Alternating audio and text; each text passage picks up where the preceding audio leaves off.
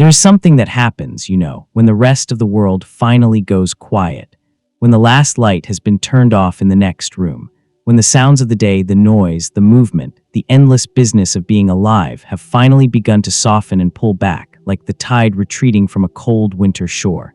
In those moments, in that particular kind of stillness, something else can come forward, something older, something that has been waiting very patiently just at the edge of the room. Tonight, you are entering a world of old stone and candlelight, a world of whispered politics and quiet betrayals, a world of kings who were not quite what we remember them to be, and queens whose names have been written in fire and sometimes in something far more complicated than that. Tonight, we are going back to the Tudor era, and we are going to take apart, very slowly, very gently, some of the most enduring lies that history has handed us about this strange and fascinating century. There is no hurry, there is nowhere to be, just settle in, let the firelight flicker, let the wind do what it does outside, and let the story begin. The fire continues softly. A single candle is imagined on a table nearby. The narration takes a slightly warmer, more personal tone. Before we go any further into this long and quiet night together, I just want to say, if you find yourself enjoying these slow walks through history, if the rhythm of the stories here feels like something you'd like to come back to again, perhaps consider subscribing. There's no pressure in that, none at all. It's simply a quiet way of saying that you'd like more of this, more slow history, more long nights, more of the gentle, slightly dark, deeply fascinating past. And if you're already here, already a familiar face or a familiar pair of closed eyes, then welcome back. Now, where were we? Ah yes, the Tudors, the lies, let us begin. The monster we made of Henry VIII, a king who was not always the man we remember. The fire settles. The wind outside is low and constant. Let us start, as so many stories about the Tudors must, with Henry VIII. Because Henry is everywhere, isn't he? Henry is on the magnets at the museum gift shop. He is on the television in the glossy dramatizations. He is in every schoolroom where history teachers reach for a name that students will actually remember. He is there, enormous and ruddy-faced and grinning with something that is only partly warmth and mostly danger. 6 wives and 2 beheadings and 4 other endings that were in their own ways nearly as complicated. We know Henry. We think we know Henry. And that, quietly, is where the first great lie of Tudor history begins. A soft pause. The fire pops once quietly. The Henry VIII that most people carry around in their heads, the bloated tyrant, the wife killer, the man-child king who burned through women like a man burning through candles on a long winter night, that Henry is in significant ways a character who was built after the fact. A villain assembled from real events, yes, but assembled with a particular purpose in mind. Assembled in many ways to make the story simpler. Because the real Henry is far more uncomfortable than the cartoon version. The real Henry is uncomfortable because he starts out, genuinely, as something close to the ideal Renaissance prince. And watching that man dissolve over decades into something else entirely, that is a story that does not fit neatly on a refrigerator magnet. So let us sit with it for a while. Let us begin at 1509. It is spring in England, and there is a new king. He is 17 years old, this new king, or just barely 18, depending on which spring morning you choose to begin the story. He is tall, genuinely tall, over 6 feet, which was remarkable for the era, and he is built like someone who has spent his adolescence training for exactly this moment. He has red gold hair, which catches the light in the way that red gold hair always does in that particular soft English spring. His face is open and handsome, and this is perhaps the most striking thing about him. He is genuinely, deeply, enthusiastically learned. Not learned in the polished, performative way of someone who has been coached to appear educated. Learned in the real way. The restless, hungry, slightly showing off way of a person who genuinely loves ideas. He writes music. He plays the lute with real skill, not the tentative skill of someone who has been forced to practice by a tutor, but the flowing, confident skill of someone who plays because it brings them joy. He composes songs. Some of those songs survive. They are good songs, actually. Genuinely good. He speaks Latin. He speaks French. He debates theology with real conviction. He writes to Erasmus, the great humanist scholar of the age, and Erasmus writes back with something that sounds remarkably like genuine enthusiasm. When Sir Thomas More, the brilliant, careful, deeply moral Sir Thomas More, is brought into Henry's circle in those early years, he finds a king he can admire. This is not a small thing. More is not easily impressed. More is perhaps the least easily impressed person in all of England at that moment. And yet More comes away from his early encounters with the young king feeling something that looks very much like hope. England in the spring of 1509 is a country that has been holding its breath. Henry's father, Henry VIII, the first Tudor, the man who ended the Wars of the Roses at Bosworth Field and stitched the country back together from the edges outward, Henry VIII had been a capable king. He had been, in truth, an excellent king, but he had not been a loved king. He had been careful with money to the point of what many considered greed. He had used the law in ways that felt, to many of the great noble families, like a long and very deliberate squeeze. There is a kind of tiredness that settles into a country after decades of being governed by someone cautious and calculating, however capable that person might be, a longing for something more open, more generous, more alive. And here in the spring of 1509 was the answer to that longing. A young king, radiant with potential, broad-shouldered and golden-haired and reaching for the future with both hands. The celebrations when Henry VIII was crowned were genuinely joyful, not the performed joy of a court that knows how to act at the right moments, but something more spontaneous than that. People came out into the streets of London. There was music and there was dancing and there was wine and there was, underneath all of it, the particular relief of a country that has been given permission to feel good again. Let us linger with that feeling for just a moment. The joy of a new beginning, the sense that the possibilities are still entirely open. Henry at 17, standing in the full June sunlight of his coronation, with everything before him and nothing yet decided, and the crowd surging with something that in that particular light, in that particular warmth, looked very much like love. A pause, the fire breathes. Now, let us hold that image and ask the uncomfortable question. How does a person like that become the man who orders the execution of his closest friend? How does the king who danced in the spring of 1509 become the king who stands in the Tower of London in 1535 and signs a warrant for the death of Thomas More? That question, that specific, uncomfortable, deeply human question, is one that the cartoon version of Henry VIII does not have to answer, because the cartoon Henry was always going to end up there. The cartoon Henry was born monstrous. He was always going to kill his wives and burn his friends and eat enormous legs of meat and laugh at suffering. But the real Henry was not born that way. And the real Henry's journey from the dancing king of 1509 to the signing of that warrant in 1535 is one of the most unsettling stories in all of English history, because it is a story about how power, real, absolute, uncontested power, changes a person over time. It does not change them all at once.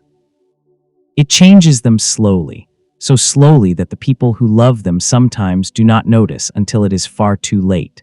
The way a river changes the shape of a stone bank, not in a single flood but in 10,000 small years, each year barely different from the last, until one day you look and the bank is simply gone, and you cannot say exactly when the going happened.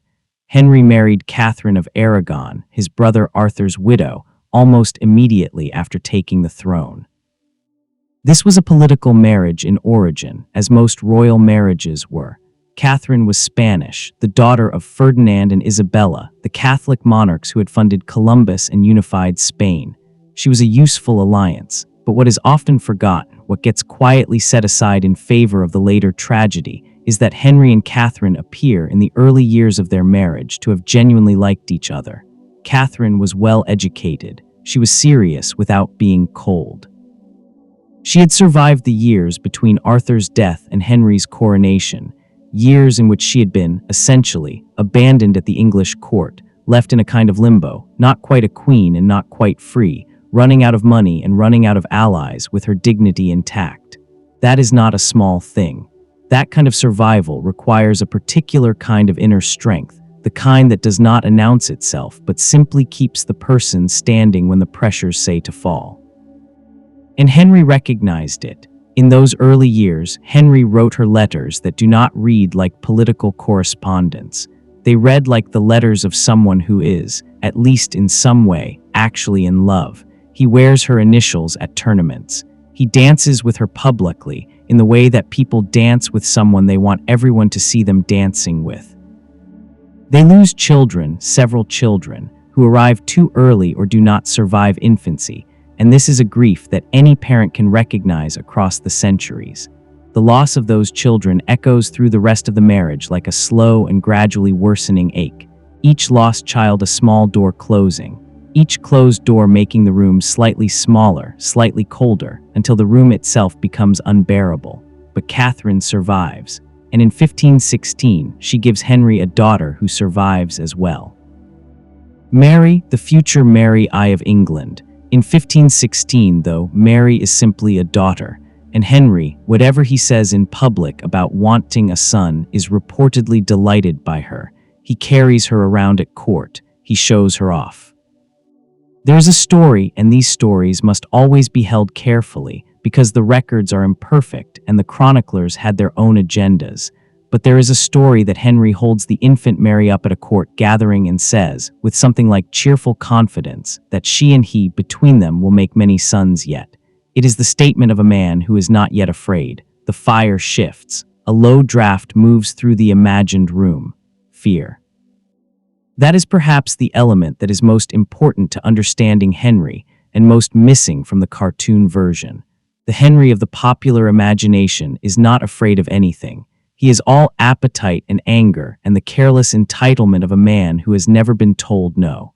He eats what he wants and takes what he wants and destroys what he wants and never once pauses to consider what it might cost him. But the real Henry was afraid. Deeply specifically in ways that shaped every decision he made in the second half of his reign. He was afraid of dying without a male heir. This fear was not irrational, exactly. The Tudor dynasty was new. It was only 2 generations old. The Wars of the Roses, the long, grinding, terrible civil war between Lancaster and York that had torn England apart for decades, were still within living memory for the older people at his court. The fear of England sliding back into that kind of chaos, the fear of a disputed succession and competing claimants and armies in the fields again, that fear was real, and it was reasonable, and Henry felt it all the way down to the marrow of those tall, increasingly painful bones. But here is where it gets more complicated, and I want you to follow me into this complication because it is the heart of the Henry story. It is the thing that explains so much of what came after. The fear was real. But over the course of his life, Henry increasingly used that fear, the very real, very legitimate fear, to justify things that the fear itself did not actually require. He used it as a permission slip, slowly at first and then more and more freely, for things that were not really about succession at all. Things that were about pride or vanity or desire, or the simple, terrible fact that he was a man who had never truly learned to be told no. And there came a point, and this is the crucial point, when Henry could no longer tell the difference between the things that were necessary and the things that he simply wanted. When the self-justification had become so complete and so practiced that it was indistinguishable from the inside from genuine conviction. That is not the story of a monster. That is the story of a man. A dangerous, increasingly powerful, increasingly isolated man who lost his hold on the difference between what he needed and what he wanted. But a man nonetheless. Anne Boleyn. We have to talk about Anne Boleyn because Anne Boleyn is at the center of the second great lie of the Tudor era. Or perhaps not a lie exactly, more of a flattening. A taking of something complicated and sharp-edged and real, and sanding it down until it fits into a simpler frame. The Anne Boleyn of popular memory is, depending on which version you encounter, one of 2 people. She is either the scheming seductress who ensnared a good king with her dark eyes and her calculating mind, the villain of Catherine of Aragon's tragedy, or she is the proto-feminist heroine, the brilliant, independent woman who refused to be just another mistress and demanded a crown instead, the martyr of her own tragedy. Both of these versions are, in their different ways, reductions. The real Anne Boleyn was something that the 16th century found extremely difficult to categorize, and that the centuries since have found nearly as difficult. She was deeply religious, not in the cautious, conventional way of most court ladies, but in a specific, reformist, intellectually engaged way that had real content to it. She read. She had opinions about what she read. She had a copy of William Tyndale's translation of the New Testament, a book that was, at the time, considered dangerously radical in England, and she kept it where her ladies-in-waiting could pick it up and look at it. She was also genuinely charismatic, in that specific kind of way that is not necessarily about conventional beauty. The portraits we have of Anne Boleyn, and they are few, and most of them were made after her death, and all of them must be treated carefully, show a woman with dark eyes and a long neck, and a face that is not quite what the 16th century considered beautiful by its own standards. And yet she commanded rooms. She commanded the attention of a king who had been surrounded by beautiful women his entire adult life. She held that attention for years during which he did not, in the end, simply take what he wanted, but waited and negotiated and changed the course of English history to get it. That is not nothing. That requires something beyond physical appeal, something more interesting than that. Something that reached into Henry and found the part of him, the young, restless, intellectually hungry, romantically alive part of him that had been slowly submerging under the weight of court protocol and royal duty and the increasing calculation of everything. Something that made him feel again like the man in the spring of 1509 who played the lute and wrote letters in his own hand. That is what Anne Boleyn was to Henry. And it is considerably more interesting and more tragic than the seductress narrative allows. A longer pause. The fire breathes quietly. Henry's pursuit of Anne, the long, grinding, legally and theologically catastrophic pursuit that ultimately produced the English Reformation, the break with Rome, the dissolution of the monasteries, the execution of Thomas More, and about a dozen other consequences that reshaped English life for centuries. That pursuit is usually told as a story about desire. Henry wanted Anne. Henry wanted a son. Henry broke the church to get what he wanted. That is the simple version, and it is not wrong exactly. It just leaves out so much that is important. It leaves out, for instance, the genuine theological conviction, or at least the genuine theological argument, that Henry constructed around his desire for an annulment from Catherine. The argument about Leviticus, about the verse that said a man should not uncover the nakedness of his brother's wife, about whether the Pope had ever had the authority to grant the dispensation that allowed Henry to marry Catherine in the first place. Henry believed, or convinced himself he believed, which in practical terms amounts to nearly the same thing, that his marriage to Catherine had never been valid, that he had been living in sin for 20 years.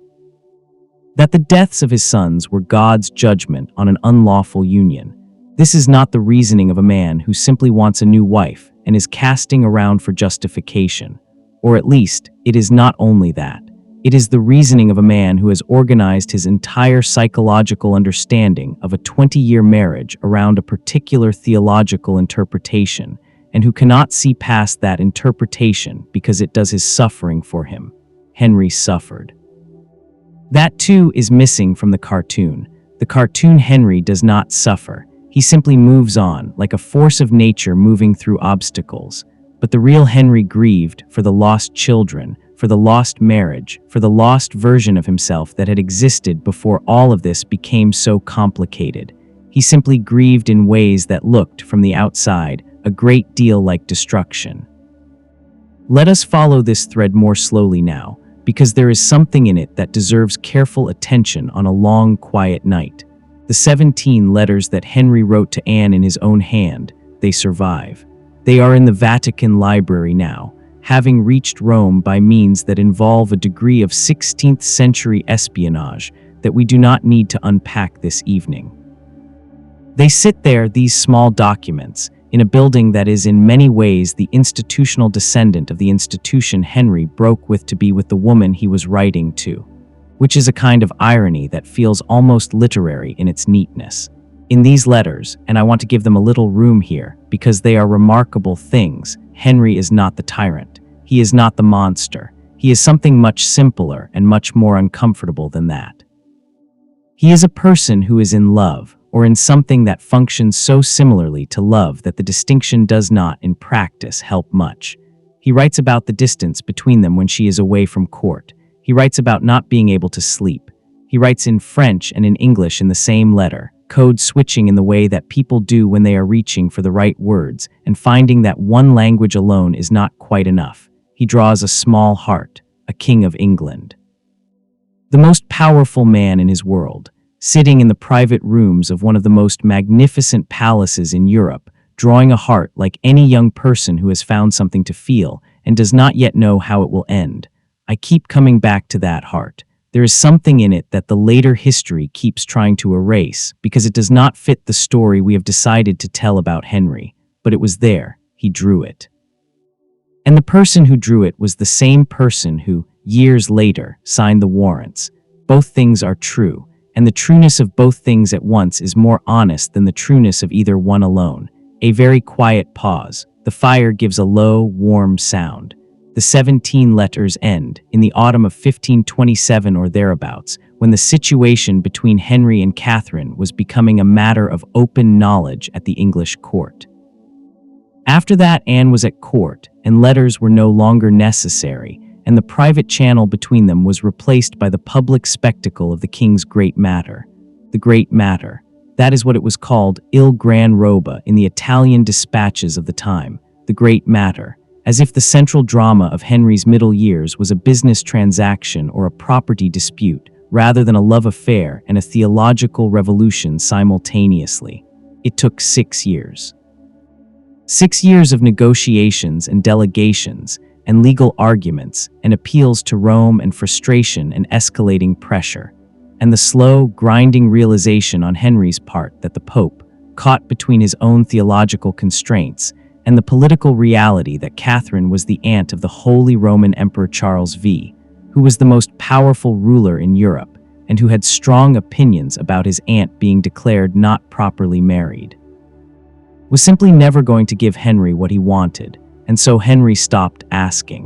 In 1534, the Act of Supremacy made it official. Henry VIII was the supreme head of the Church of England. The break with Rome was complete. The long chain that had connected England to the papacy since the conversion of Augustine of Canterbury in 597 AD, nearly 1,000 years of institutional connection, was cut.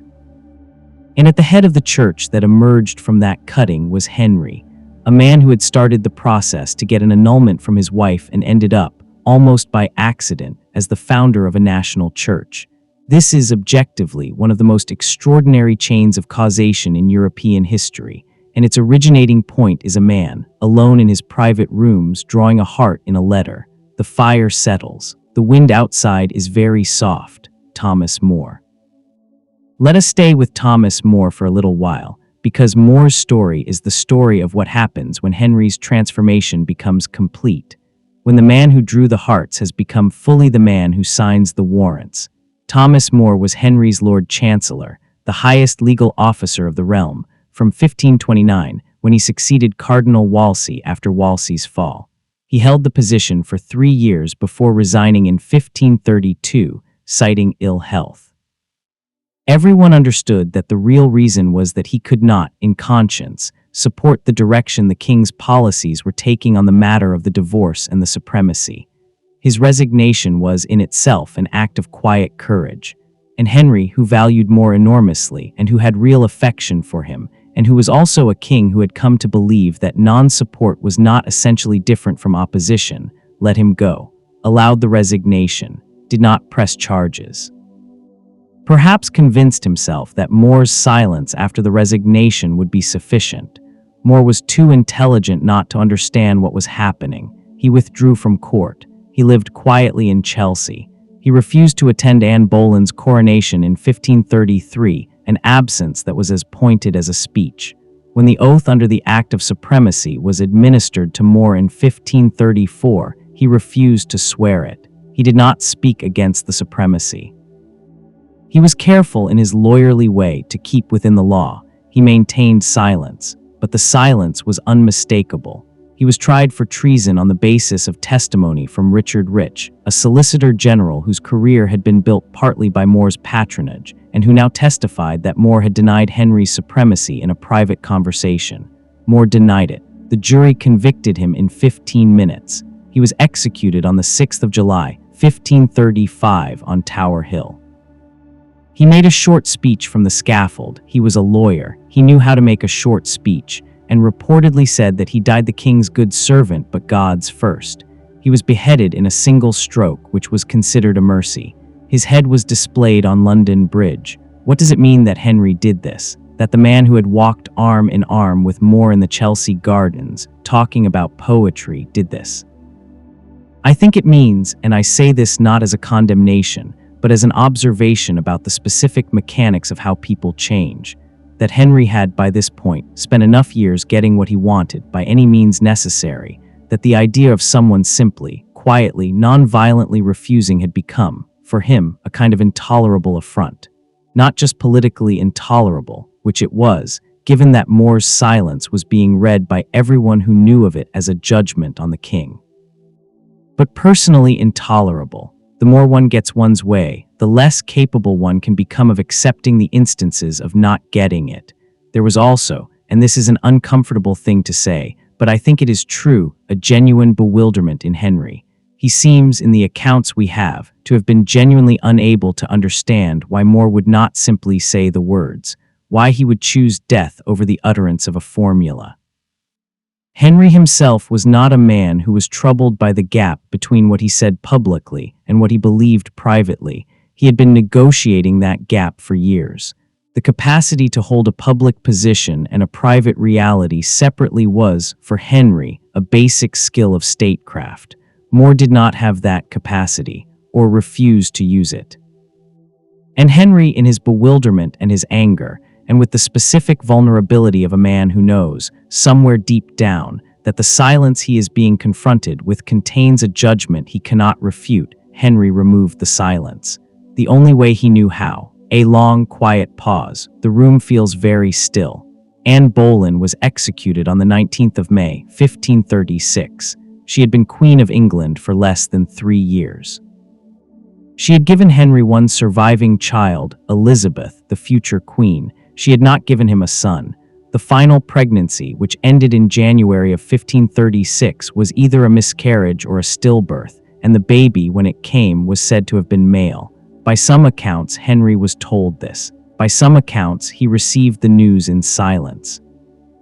The charges against Anne at her trial, adultery, incest, conspiring to kill the king, were, in the assessment of most historians, fabricated. The specific operational fabrication was managed by Thomas Cromwell, who had his own reasons for wanting Anne removed. The men charged along with her, 5 of them, including her own brother George, were almost certainly innocent. Anne's response to the charges at her trial was, by the records, composed and articulate. She denied everything. She made her arguments clearly and without visible panic. It made no difference. The night before her execution, she reportedly laughed or wept or both. The accounts differ, and said something that has been quoted in many different forms, but that boils down to, "I have a little neck. The executioner will have an easy job." She was brought to Tower Green on the morning of the 19th. A specially summoned swordsman from Calais, imported because English executioners used axes, and Anne had been granted the additional mercy of a sword. She made a brief, careful speech, careful in the way that public speeches by people about to die at the king's order had to be careful. She asked the assembled witnesses to pray for the king, who was a gracious and gentle prince. She said nothing that could have endangered the daughter she was leaving behind. Elizabeth, who was 2 years and 8 months old, would not remember this, but in some form that cannot be quite explained by ordinary cause and effect, she would carry it. Henry married Jane Seymour 11 days after Anne's execution. 11 days. He wore white at his wedding, as if in celebration rather than mourning. Jane Seymour gave Henry the son he wanted, Edward, born in October of 1537, who would become Edward VI. Jane died of complications following childbirth 12 days after Edward was born. Henry wore black for a long time after Jane's death. He called her in retrospect his true wife. He asked to be buried beside her, and was eventually at Windsor Castle. Whatever Jane Seymour was to Henry, she was, at the end, the wife who lived only in his memory as something uncomplicated, something that had not yet had time to be destroyed by the same forces that had destroyed everything else. The fire gives a very low, slow sound. The wind has gentled to almost nothing. Henry's final years are the years of the tyrant, and they are not pleasant to sit with for long. The ulcerated leg that had been troubling him since a jousting accident in 1536 got steadily worse. The man who had once been the finest jouster in England, athletic, tall, competitive, proud of his physical capability in a way that was personal as well as political, was, by the 1540s, unable to walk without assistance, being carried through the rooms of his palaces in a specially constructed chair. The pain was constant and apparently severe, and the medical treatments of the time, which combined cauterization, poultices, and various herbal preparations, could not adequately control it. Pain changes people. Chronic pain, unremitting and unresolved, narrows the world down to the immediate present and the next wave of discomfort. It makes patience difficult. It makes the regulation of emotion difficult. And Henry, who had never had particularly reliable emotional regulation even when healthy, became, in his last years, genuinely unpredictable in ways that terrified the people around him. The court in the 1540s walked on a permanent eggshell surface. No one quite knew from one day to the next which Henry would be present, the expansive, generous, intellectually engaged Henry who could still charm and dazzle when he chose to, or the angry, paranoid, easily offended Henry who saw conspiracy in the face of someone who had not bowed at precisely the correct angle. He was still capable of moments of genuine warmth, of the kind of warmth that reminded you of the young king, faint and occasional but real. And this made the dark moments more frightening rather than less, because you could not entirely dismiss the possibility that the good Henry was still in there, somewhere, and that maybe this time, this approach, this particular choice of words would reach him. It usually did not. He died on the 28th of January, 1547. He was 55 years old. He had been king for 37 years and 9 months. He outlasted More and Cromwell and Wolsey and Anne Boleyn and Catherine Howard and all the other people who had defined the shape of his reign. He was buried at Windsor, next to Jane Seymour, as he had wished. His will named his 3 children in order of succession, Edward first, then Mary, then Elizabeth. The 3 children of the marriages that had cost England so much, a reformation, a break with Rome, the dissolution of the monasteries, the execution of hundreds of people, sat in order on a page, and between them they would determine what kind of country England became. And so ends, for now, our time with Henry, not the monster on the magnet, the man who drew hearts and signed warrants, the man who was afraid and whose fear became, over time, the world's problem as well as his own. History keeps no such thing as a clean ending, only the slow continuation of everything into everything else across the long centuries. What we got wrong about the Tudor women, the fire has settled to a steady, low burn. The wind is quiet. There is the imagined sound of a candle flame moving slightly in a draught from somewhere, the wax dripping slowly. And as the night deepens, let us talk about the women of the Tudor era. Because here, perhaps more than anywhere else in this long night's history, the lies are most comfortable, most persistent, and in their own quiet way most damaging. The women of Tudor England have been for centuries sorted into a relatively small number of categories: the saint, the seductress, the martyr, the scheming politician, the tragic queen. These categories are not entirely invented. Real women did things that, at certain moments, from certain angles, fit these shapes. But the categories themselves flatten the women inside them, until what we are left with is not people at all, but symbols, stand-ins for ideas. And the women of the Tudor era were not symbols. They were people, specific, individual, often extraordinarily capable people who operated within systems designed to limit what they could do, in ways that were ingenious and sometimes heartbreaking, and frequently both at once. So let us spend some time with them tonight. Let us try very gently to give them back their specificity. Let us begin with Catherine of Aragon. Catherine of Aragon in the popular imagination is the good wife, the patient, suffering, spiritually elevated good wife who endures her husband's betrayal with such serene and elevated grace that she becomes almost more of a religious icon than a person. She prays, she embroiders, she writes dignified letters, she refuses to accept that her marriage is over.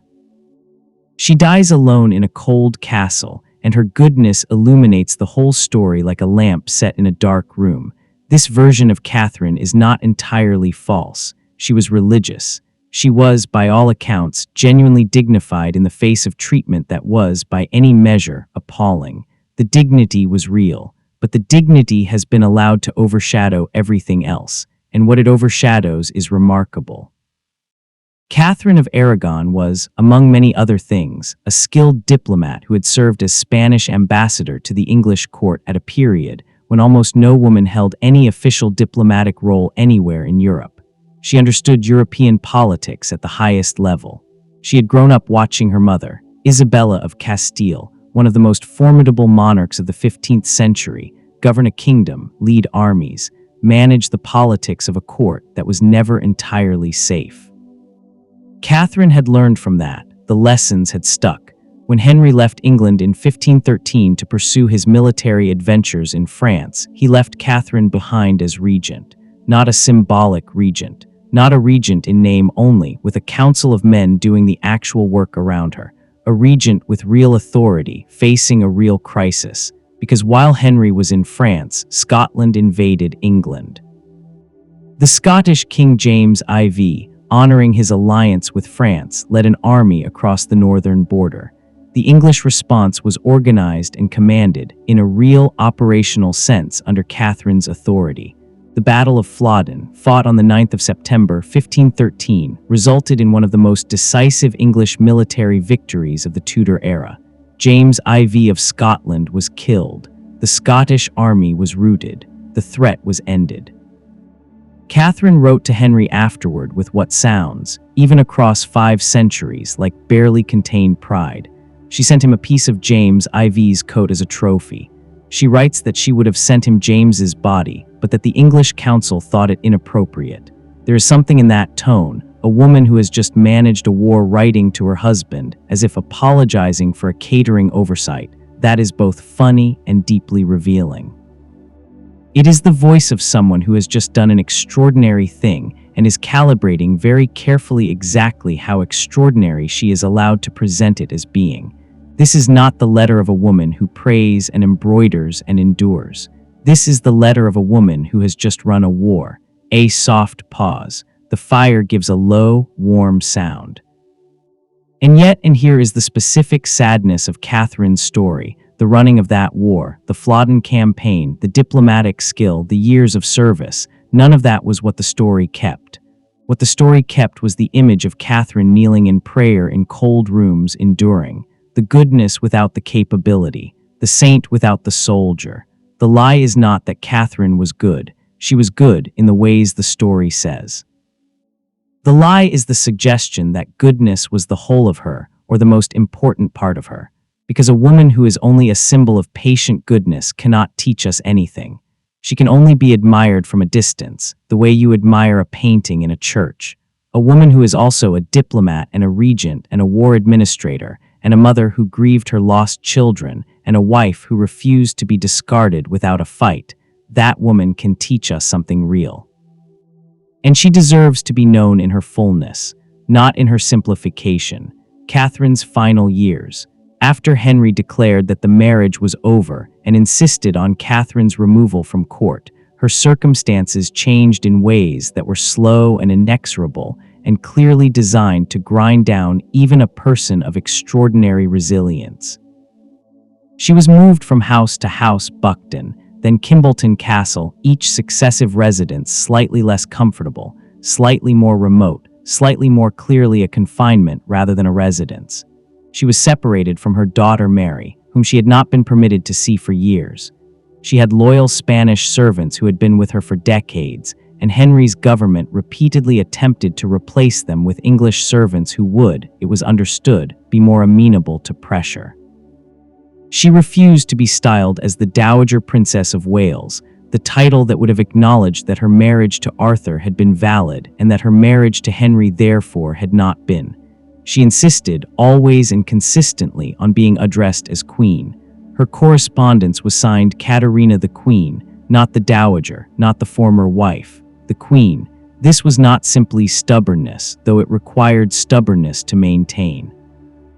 It was a legal and political position, held with absolute consistency over years and against enormous pressure, because she understood that her daughter Mary's claim to the throne depended on Catherine's marriage having been legitimate, and she was not going to give Henry the satisfaction of a capitulation that would have effectively declared her own daughter a bastard. She died at Kimbolton Castle on the 7th of January, 1536. She was 50 years old.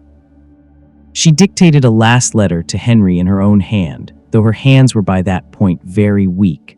The letter asks him to be a good father to their daughter. It ends by saying that her eyes desire him above all things, whether she meant that as she wrote it, or whether it was the final strategic performance of a woman who was dying and needed her daughter's claim to be as uncomplicated as possible, we cannot know. Maybe both things were true.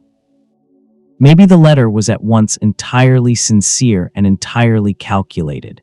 Maybe at the end of a life as complicated as Catherine of Aragon's, those two things had simply grown together until they could no longer be separated. Let us talk about Merrie I Bloody Mary. Even the nickname is a simplification. Two words that have been doing centuries of work, collapsing an entire human being into a single terrible episode of her reign and leaving everything else in the dark. Here is what those two words leave out. Mary Tudor was the first woman to successfully claim the throne of England in her own right and reign as queen, not a regent, not a queen consort standing beside a king, a reigning monarch, and she did it against significant opposition, with considerable skill, and under circumstances that would have broken a less determined person. When her brother Edward VI died in the summer of 1553, the political establishment, led by the Duke of Northumberland, attempted to bypass Mary's claim to the throne entirely by placing Lady Jane Grey on the throne instead. Lady Jane Grey was young and Protestant and crucially controllable. Mary's response to this was not to withdraw or to pray or to wait for events to resolve themselves. Her response was to move. She gathered supporters. She built an army, her own army, drawn from the conservative rural gentry who remained loyal to the old religion and to the Tudor line, and she moved toward London. And the country moved with her, not because they necessarily shared her faith, although many of them did, but because she was the legitimate heir, because she was Henry's daughter. Because the Duke of Northumberland's maneuver felt to most of England like exactly what it was, a naked power grab by a political operator using a 16-year-old girl as a tool. Northumberland's support collapsed almost immediately. Lady Jane Grey, who had not wanted to be queen and who had, by most accounts, been manipulated into accepting the crown by the adults around her, was queen for 9 days, and then she was not. Mary rode into London as Queen of England, and the crowds that lined the streets were, by contemporary accounts, genuinely celebratory. A quiet pause. The candle in the imagination holds steady. The burning of Protestants. We cannot talk about Mary without talking about the burning of Protestants, because it is the thing, the specific, visible, terrible thing, that has defined her legacy for 500 years. Nearly 300 people were executed for heresy during Mary's 5-year reign. Most of them were burned at the stake. Those deaths were real and they were terrible. This is not being disputed, but here is what the nickname Bloody Mary does by compressing the whole person into those specific deaths. It makes Mary singular. It makes her uniquely, characteristically monstrous in a way that the other Tudors, who also executed people, sometimes in very large numbers, are not made to seem. Henry VIII executed an estimated 70,000 people during his reign, if you include the broader interpretation of those who died as a direct result of his policies, including the dissolution of the monasteries and the resulting social disruption. Even the conservative estimates of those directly executed for political or religious reasons under Henry run to several hundred people. Under Edward VI, whose reign is rarely given a bloody nickname, religious minorities were persecuted. Catholics were imprisoned. Elizabeth I executed approximately 200 people for religious reasons during her reign, mostly Catholic priests and those who sheltered them. She also oversaw the torture of prisoners in the Tower. She also presided over conditions that contributed to the deaths of thousands of Irish people during the rebellions of her reign. None of them get nicknames. The lie, and it is a lie, a specific and targeted one, is the suggestion that Mary's violence was categorically different from the violence of the other Tudor monarchs. It was not. It was the same kind of violence, motivated by the same kind of fear and political calculation, carried out on the same instruments of Tudor state power. What was different was that Mary's victims were Protestant, and it was Protestant historians who wrote most of the history that came after her. John Fox's Book of Martyrs, published in 1563 during Elizabeth I's reign, is perhaps the single most important document in the construction of Mary's reputation. It is a thick, detailed, vividly written account of Protestant martyrdoms under Mary, illustrated with woodcuts of the burnings that are memorable and disturbing. It was enormously popular, enormously influential, and it shaped how the English-speaking world thought about Mary for the next 400 years. Fox was writing with a purpose, and that purpose was not balanced historical assessment. He was writing to establish the Protestant Church of England as the righteous cause, the cause of the martyrs, the cause that suffered and triumphed. Mary served his narrative as the villain, and once that narrative was established, once it was in people's homes on the shelves next to the Bible, being read and reread by generations of English Protestants, it became essentially the official story, the one that stuck. The one that a nickname could crystallize and carry forward through the centuries. She was also, it should be said, in her personal character, by all accounts not remotely the cold, fanatical monster the nickname implies. She was known among those who knew her for her kindness to her ladies in waiting.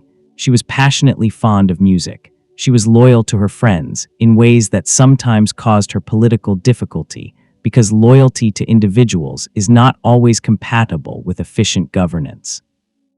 She died believing herself to be pregnant, which she was not.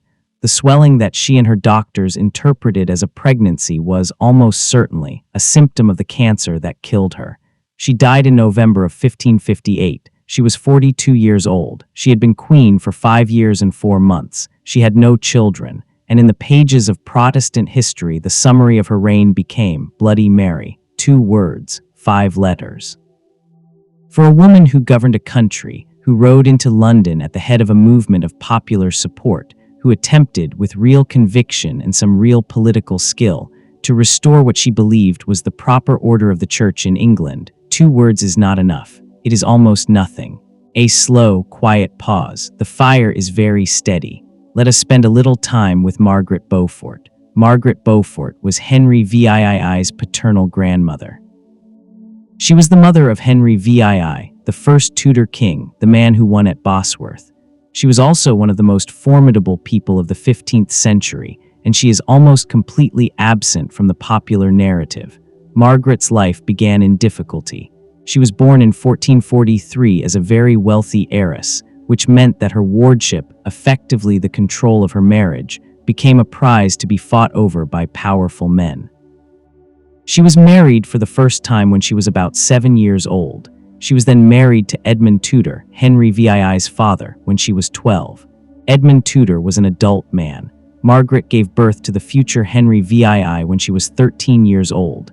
Edmund Tudor died before his son was born. Margaret gave birth to Henry in difficult circumstances in Pembroke Castle, alone in a meaningful sense, without the support of her husband. She almost died. And the birth left her unable to have further children. She was 13 years old. What Margaret Beaufort did with the decades that followed is one of the most remarkable stories of the entire medieval and early modern period. She operated in an environment in which women had almost no formal political power. She had no army of her own. She had no official position. She had wealth and she had intelligence, and she had an absolute, unwavering determination that her son would survive and eventually prevail. She made alliances. She sent secret messages. She managed her own marriages with extraordinary care. She married twice more after Edmund Tudor's death, and both subsequent marriages were made in ways that maximized her freedom of action and her access to power. She survived the reigns of Edward IV and Richard III without being destroyed by them, which required a level of skill and judgment that was genuinely extraordinary. And when Henry finally won at Bosworth in 1485, Margaret Beaufort was 42 years old, and she had been working toward this moment, in one form or another, for most of her adult life. At Henry's coronation, she is described as weeping. The expression was remembered as complex, not simply joyful. Something more mixed than joy, something that you might expect from a person who has just reached a destination that cost them everything. What is that specific feeling, I wonder? To achieve the thing you have been working toward for 30 years, and to find that its arrival is not pure happiness, but something far more complicated, relief and grief and exhaustion, and the hollow, slightly disorienting feeling of a purpose that has finally, after all this time, been fulfilled. If anyone knew that feeling, it was Margaret Beaufort. A long pause. The fire breathes softly.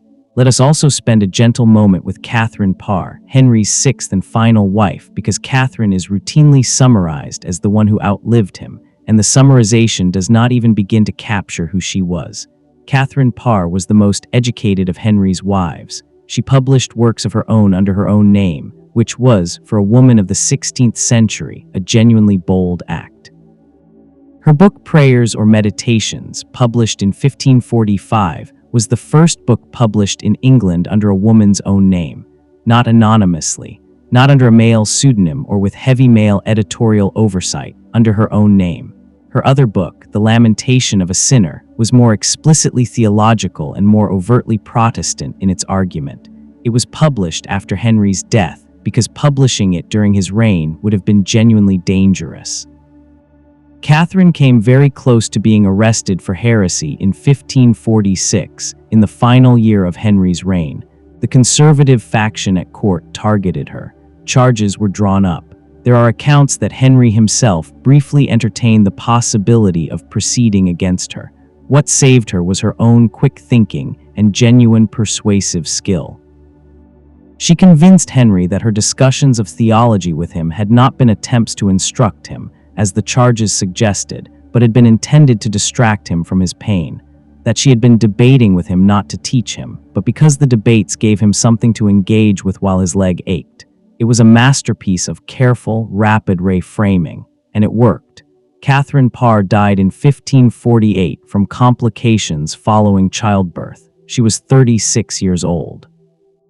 She had survived Henry VIII, which was not an inconsiderable achievement, and she had written herself into the record in her own words.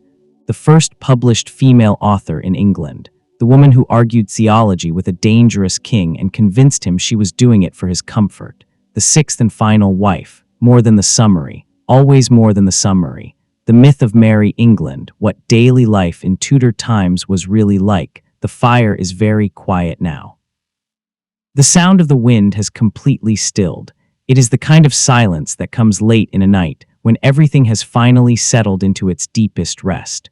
There is an idea, and you will have encountered it, I am sure, in some form or other, an idea of what Tudor England looked and felt and smelled like. It is a comfortable idea. It involves oak beams and rose gardens and the sound of lutes through open windows. It involves feasts on long tables and colorful costumes and jesters making irreverent jokes while the lords and ladies applaud. It involves a kind of warm, slightly chaotic, deeply English jolliness that the phrase Merrie England was invented to describe. It is also, in significant ways, a fantasy. Not entirely invented, the rose gardens were real, the lute music was real, the long tables and the feasts existed, at least for some people in some places at some times. But as a description of what life was like for most people who lived and worked and raised children and grew old and died in Tudor England, the Merrie England image is a profound distortion. Let us spend some time with the reality. Begin with the smell. This is perhaps the most immediately humbling thing about the past, and the thing that no museum or dramatization ever quite manages to convey. the Tudor world smelled. It smelled of unwashed bodies, because washing the whole body regularly was not common practice and required more fuel and time than most people had. It smelled of animal waste, because animals lived in close proximity to human habitation.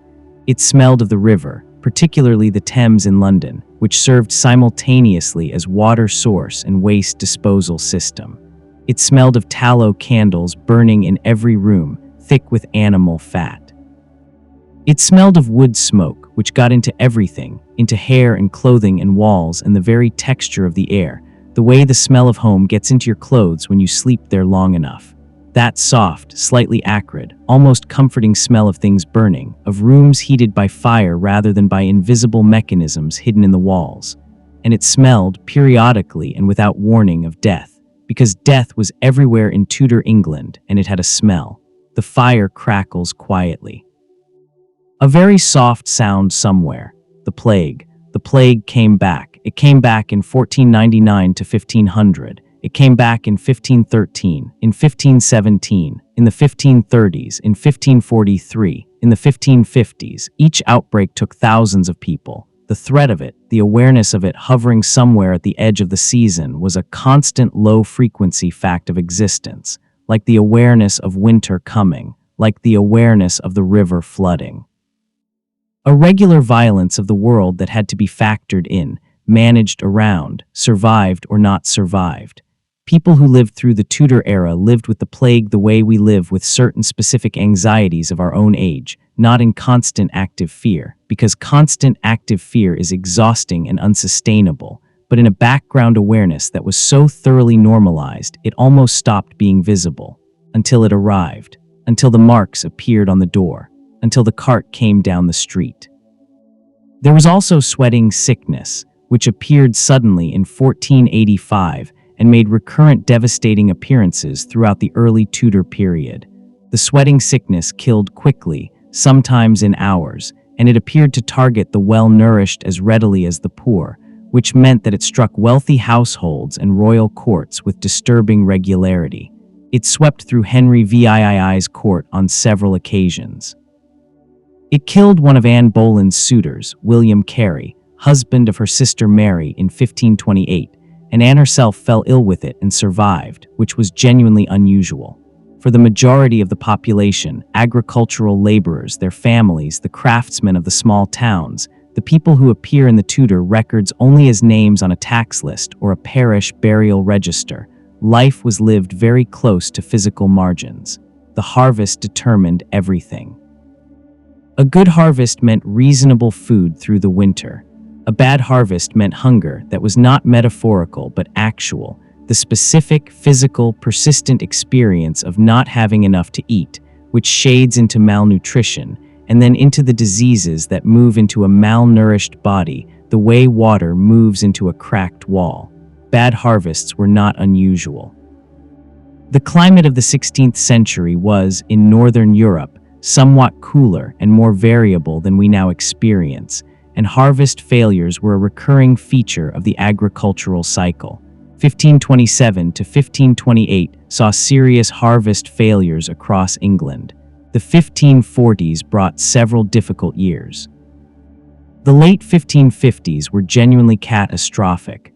Bad harvests combined with epidemic disease in a combination that may have killed more people than any other episode of the Tudor century. The late 15th and early 16th centuries also saw significant price inflation in England, driven partly by population growth and partly by the influx of silver from the Spanish New World. This inflation was genuinely damaging to people on fixed incomes and to agricultural laborers, whose wages did not keep pace with the rising cost of bread. The enclosure movement added further pressure.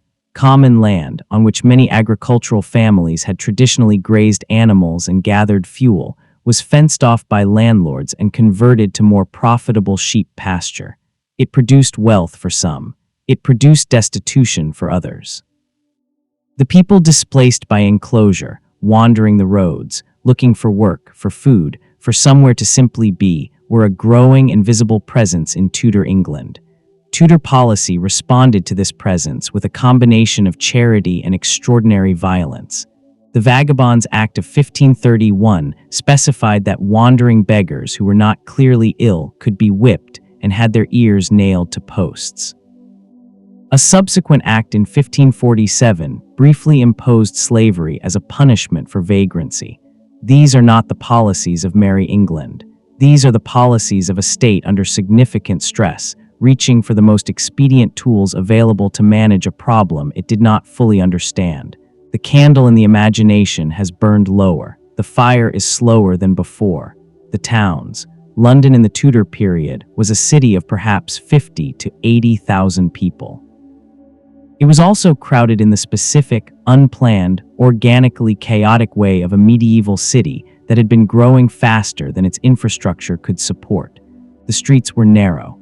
The houses leaned out over the streets as they rose, upper stories overhanging lower stories until two buildings facing each other across an alley practically touched at the top. The sunlight at street level in these places was filtered and uncertain even in summer. Waste disposal was, let us say, creative. The official policy was that household waste should be carried to designated collection points. The unofficial practice was rather more improvisational. The streets of London, when it rained, ran with things that we would prefer not to think about too carefully on a quiet evening. The Thames was the city's main highway, full of wherries and barges, and the boats of fishermen and merchants. London Bridge, the only fixed crossing, was lined with houses and shops and had, at its southern gate, a collection of severed heads on pikes. These were traitors' heads, preserved in tar, kept there as a deterrent, and as a display of the crown's power over those who challenged it. Travelers arriving by the southern approach to London passed directly under these heads. Visitors from the continent noted them with some wonder in their diaries, the casual, permanent nature of them. Not something erected for a special occasion, but simply there, part of the scenery, as unremarkable to Londoners as the bridge itself. The infant mortality rate in Tudor England was, by modern estimates, somewhere between 1 in 3 and 1 in 4. 1 in 3 or 4 children born in Tudor England died before reaching the age of 5. Let us sit with that for a moment. This is a statistic that is difficult to process emotionally because it describes a world in which grief was not occasional but chronic. A world in which parents who had raised children to adulthood had, in most cases, also buried children, in which the small graves in churchyards were not a tragedy the community came together around, but a regular and recurring presence in the landscape of ordinary life. The experience of childhood in Tudor England was, for many families, shaped by this reality in ways that are difficult to fully grasp from our current vantage point. Children were named after dead siblings, taking the name forward. Godparents were chosen partly for their potential as guardians, in the full expectation that at least one parent might not survive to raise the child to adulthood. Wills were written by men and women in their 20s and 30s, not as a distant precaution, but as an urgent practical necessity. And the grief was real. The records that survive, the private letters, the occasional diary entry, the marginal notes in prayer books show parents grieving for lost children in language that is raw and recognizable and not in any way distanced. Whatever the infant mortality rate did to the emotional texture of parenthood in Tudor England, it did not make parents love their children less. It made them live more closely with the knowledge that love can always be taken away. A quiet pause. The room is very still. The food. The famous Tudor feasts were real. The accounts of the meals served at great households and at court are extensive and occasionally overwhelming in their detail. The number of dishes, the variety of meats, the elaborate presentations, the pies shaped like castles and the swans served with their feathers put back on. But these feasts were for the court, for the great households, for the nobility and the richer merchants and the well-placed clergy, for perhaps 5% of the population at most. For everyone else, the diet was considerably simpler. Bread was the foundation, pottage bread, made from rye or barley or a mixture of grains, heavier and coarser than the white manchet bread that graced noble tables. Pottage was the other staple, a thick soup stew made from whatever was available. In Lent and on the many other fast days of the church calendar, meat was replaced by fish, cheap, strongly preserved salt herring, or stockfish that had been dried until it was rigid enough to be used as a weapon, and that required soaking for several days before it was remotely edible. Ale was drunk by everyone, including children, because the brewing process made it safer than the local water supply. This is the diet of most people in Tudor England. Bread and pottage and ale and salt fish and the occasional piece of salted meat. Not a feast in sight, not a swan with its feathers put back on. Just the slow, sustaining, slightly monotonous business of keeping the body going from one season to the next. The picture of Tudor life that emerges from these details is not Merrie England. It is something more complicated and more honest than that. A world that had beauty in it, the real beauty of the architecture, the genuine richness of the court culture, the music that was as accomplished as any in Europe. These things were real, but they existed alongside suffering that was ordinary and unremarkable because it was so common. And the lie of Merrie England is the lie of the long table without the empty stomachs, the lute music without the cries in the next room, the comfortable past, carefully edited to remove the discomfort. History is not more comfortable for being simpler, and the people who actually lived in Tudor England deserve to be seen in the full complexity of what their lives were. The fire gives a long, slow crackle. The night outside is deeply quiet, and as the night deepens, let us move from the lives of ordinary people to the subject of the church. The English Reformation, what your history teacher left out, a revolution made of 1,000 small decisions. The fire is steady. The imagined room is deeply comfortable. The English Reformation, as it is usually taught, goes something like this. Henry VIII wanted a divorce. The Pope said no. Henry broke with Rome and declared himself the head of the Church of England. The monasteries were dissolved. England became Protestant. This story takes about 45 seconds to tell and is not technically wrong in any of its individual elements. It is simply a reduction of something far more complicated and interesting into something that fits easily between two other facts. The real English Reformation took approximately 60 years. It involved at least 3 distinct phases with different theological emphases and different political drivers. It consumed the lives and deaths of several hundred people on multiple sides. It produced a series of reversals and counter-reversals that left the country's religious identity genuinely uncertain for decades. It was still not entirely resolved when Elizabeth I died in 1603. It was not a clean break. It was not even, for most of the people who lived through it, a single coherent event. It was more like a slow, grinding, sometimes violent, sometimes deeply personal negotiation between the old and the new, between Rome and Geneva and England's own particular sense of itself, between what people had believed their whole lives and what they were now being told to believe instead. Let us sit with some of the parts that usually get left out. The candle wavers once. The fire shifts. First, the monasteries. The dissolution of the monasteries between 1536 and 1541 is, in the popular account, usually summarized as Henry VIII grabbing the church's wealth for his own purposes. And this is not entirely false. The financial motive was real and significant, but the dissolution was more than a financial transaction, and its effects were more than financial. The monasteries of Tudor England were not simply religious institutions. They were, among other things, hospitals, the closest thing most of the country had to organized medical care. They were schools, centers of education for the communities around them. They were hostels for travelers, providing shelter and food along the road network in ways that had no clear secular equivalent.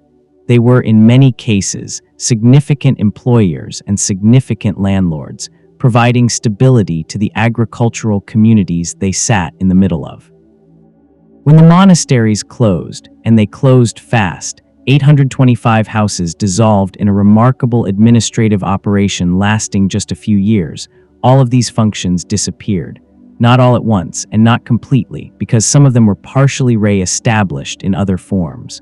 but significantly, visibly, in ways that were felt at the local, human level by people who had depended on these institutions in specific and practical ways. The hospitals closed. The schools in many areas were lost, at least temporarily. The charitable functions of the monasteries, the feeding of the poor, the distribution of alms, were interrupted at a moment when the price inflation and enclosure we discussed earlier were already creating serious poverty. And then there was the land. The monastic land was sold off by the crown, sometimes to raise immediate revenue, sometimes to reward supporters and create loyalists who now had a personal financial stake in the Reformation's permanence. This redistribution of land was, in the long run, one of the most significant social changes of the Tudor era. It created a new class of landowners, the gentry who had bought former monastic properties, who were, as a class, deeply invested in ensuring that the Reformation could never be reversed, because a Catholic restoration would raise uncomfortable questions about who exactly owned what now. This is one of the ways in which the English Reformation became self-perpetuating. Not only through genuine theological conviction, though that was real too, but through the very concrete, very mundane mechanism of property rights. The people who lived in the communities around the dissolved monasteries were not invited to express opinions about whether the dissolution was a good idea. In the north of England, they organized. The Pilgrimage of Grace, which began in the autumn of 1536, was the largest popular uprising in Tudor England. An army of approximately 30,000 people, farmers, priests, monks, members of the northern gentry, people from across the social spectrum of northern England, marched under a banner that bore the 5 wounds of Christ. They demanded the restoration of the monasteries, the removal of the king's low-born advisors, and the return of the church to its traditional practices. 30,000 people. This was not a small protest. Their leader, a lawyer named Robert Aske, was capable and persuasive enough that Henry's government, at first, chose negotiation over confrontation. Henry made promises. He promised a pardon. He promised to consider the grievances. He sent the pilgrims home with soft words. And then when a second, smaller uprising broke out in early 1537, giving Henry the pretext he needed, he responded with devastating severity. Robert Aske was executed. Approximately 200 other people were also executed, including several abbots and monks. The pardons that had been promised were not honored. This is not in the popular account of the English Reformation. It tends to be mentioned briefly as a footnote to the dissolution story, but 30,000 people marching under the banner of the 5 wounds of Christ is not a footnote. It is a major event. And the brutal response to it tells us something important about how the Reformation was actually experienced by significant numbers of ordinary English people. It was not, for them, a liberation. It was a loss, and they tried to say so, and they were silenced. A long, quiet pause. The fire gives a single, low crackle. Let us talk about Thomas Cranmer. Thomas Cranmer was Henry's Archbishop of Canterbury from 1533. He was the principal architect of the Book of Common Prayer, first produced in 1549 under Edward VI. The Book of Common Prayer is one of the most extraordinary documents in English cultural history. It is the place where the English Reformation found its distinctive voice, not the angry polemical voice of the continental reformers, but something distinctly English, measured, ceremonially weighted. Full of language that is beautiful in a particular, slightly restrained, deeply formal way. The prayer for those at sea, the marriage service, the burial service. These phrases or close versions of them are still in use. They have been in use for nearly 500 years, which is a remarkable thing for any piece of writing. Cranmer wrote them, or more accurately, Cranmer shaped them, drawing on existing materials and producing something that felt, to the people who used it, like something they already knew. Something familiar and solemn and right. When Merrie came to the throne in 1553 and the Reformation was reversed, Cranmer was arrested. And Cranmer, to the dismay of the Protestant community and to what appears to have been his own deep shame, recanted. Several times, under the pressure of imprisonment and the prospect of the fire, He signed recantations of his Protestant beliefs, one after another, each one more complete and more explicit than the last. And then when he was brought to Oxford to die in March of 1556, something unexpected happened. He stood before the crowd at St. Mary's Church, where he had been brought to make one final public submission, and instead of submitting, he denounced his recantations as against his conscience. He said that his hand had done wrong in signing them, and that therefore his hand should be punished first. And when the fire was lit, he held his right hand, the hand that had signed the recantations, deliberately in the flames, keeping it there while the fire rose. He died holding his hand in the fire. Whatever you think of the theology, whatever you think of the choices that led him there, the decisions made in cold cells, the signatures extracted under pressure, the reversal at the last moment, that is an act of extraordinary human courage. The courage of a man who had failed himself, and who chose in the final moments to refuse to leave the world having only failed. There is something in that specific image, the man deliberately burning the hand that had written the words he wished he had not written, that feels, 5 centuries later, still alive, still immediate, the kind of image that does not fully translate into historical distance, no matter how long you put between yourself and it. The English Reformation is full of stories like this. Stories of people on all sides making choices under pressure that reveal something real about who they were. The framing of the Reformation as simply Henry's desire, or simply a liberation of English religion, or simply a disaster visited on ordinary people, all of these framings are incomplete. The reality is a 60-year revolution made of 1,000 small decisions, made in private rooms and public squares and cold prison cells, and the spaces between a person's convictions and their fear. Made again and again by people who were not saints or demons, but something more complicated than either. And the lie is the neat version, the one that does not need 1,000 small decisions, because it has one big cause. History is always the 1,000 small decisions. The single cause is almost always the thing we tell ourselves afterward to make the mess feel retrospectively inevitable. Thomas Cromwell, the man who built the modern state, a minister who remade England and was destroyed for it, the fire is steady and low. A very faint sound from somewhere, perhaps wood settling, perhaps wind moving around the outside of the building at a great distance. Thomas Cromwell. If you know that name, you probably know it from one of 3 places. Hilary Mantel's Wolf Hall trilogy, in which he is the quiet, watchful, intelligent center of the Tudor world. The popular reputation, which places him alongside Machiavelli in the gallery of cold political operators, or the name attached to the fate of Thomas More and Anne Boleyn, the man who organized, to some degree, the destruction of both of them. All of these versions contain truth, but they all also leave out what may be the most important thing about Thomas Cromwell. Thomas Cromwell invented, more or less single-handedly, the administrative apparatus of the modern English state. Before Cromwell, the governance of England was organized in ways that had changed relatively little since the medieval period. The monarch governed through the royal household, through the personal staff of the king, officials who derived their influence from their physical closeness to the king's person. Government was, in an important sense, personal. It moved when the king moved. It focused on what the king focused on.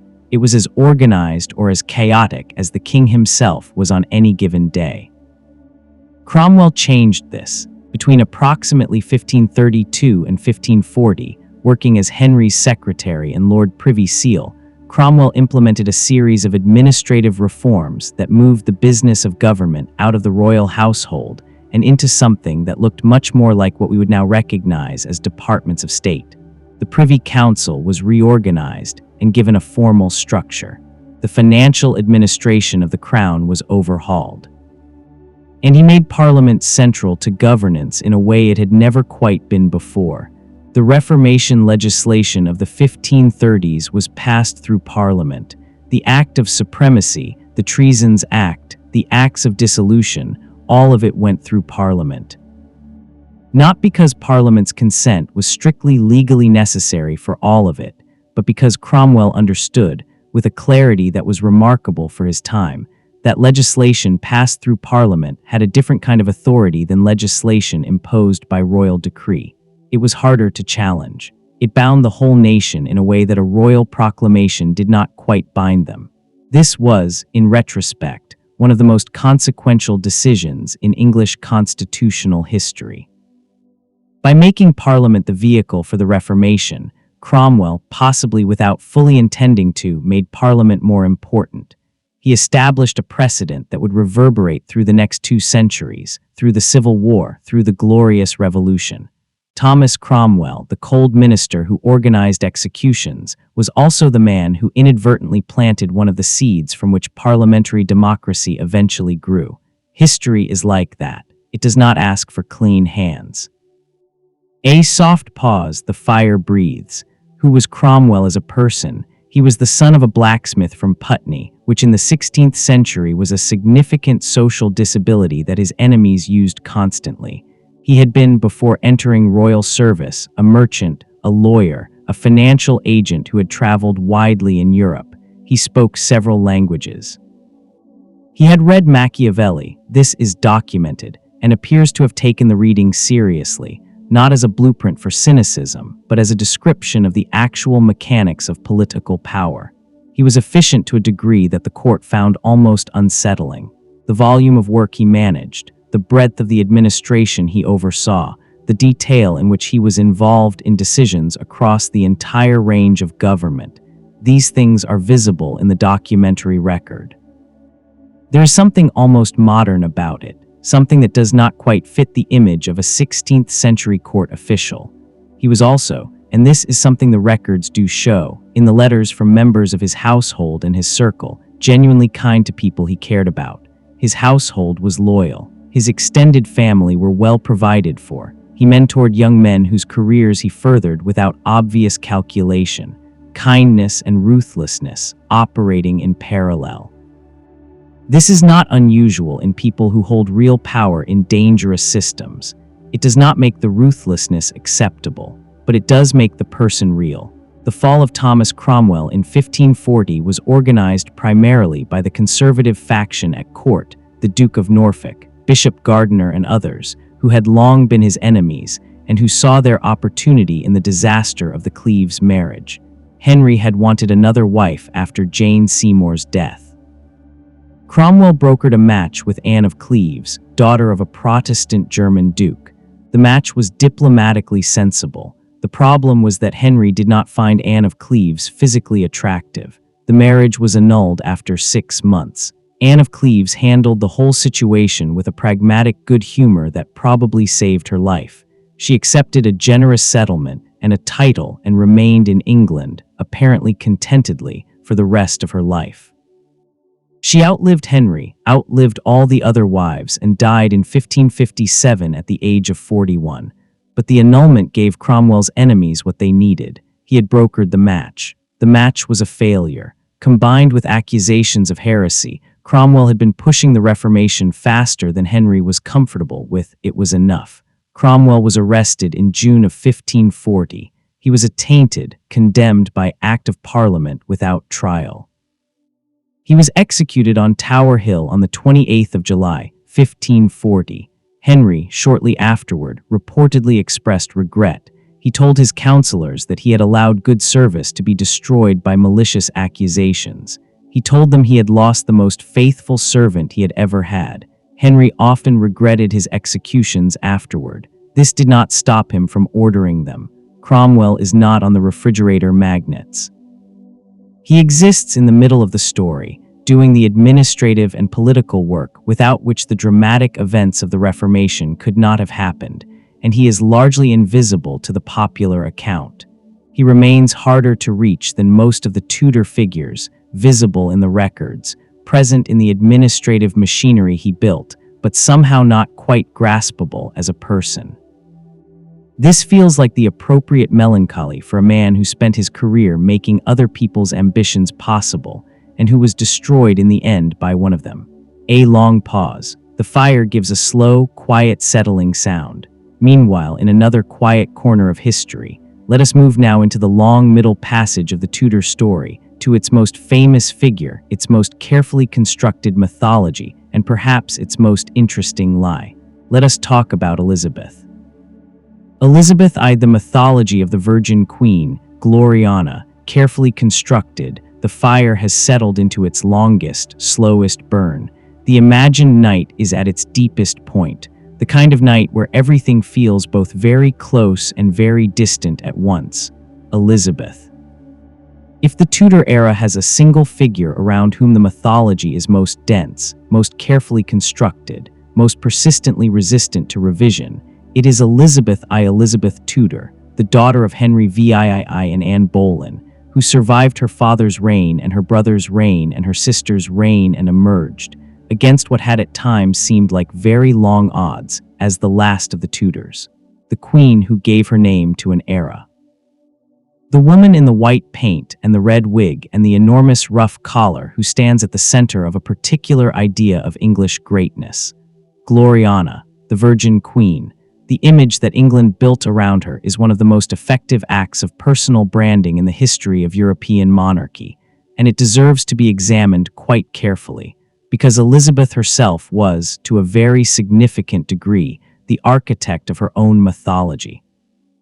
And the architecture is more interesting and more human than the mythology suggests. Elizabeth was born in September of 1533. She was, from the perspective of Henry's political needs, a disappointment. He had wanted a son. Anne Boleyn was executed when Elizabeth was 2 years old. 2 years old. Elizabeth cannot have had any memories of her mother. What she had was the complicated absence of a mother who had died on a scaffold erected, effectively, on the orders of Elizabeth's own father. We do not know exactly what Elizabeth knew about her mother's death, or when she came to know it fully. What we know is that she almost never spoke of Anne Boleyn publicly, and that on the very rare occasions when she did, the account suggests something careful and controlled in a way that speaks to a person who has spent a long time deciding exactly how much to reveal. Her childhood was unstable in ways that had real consequences.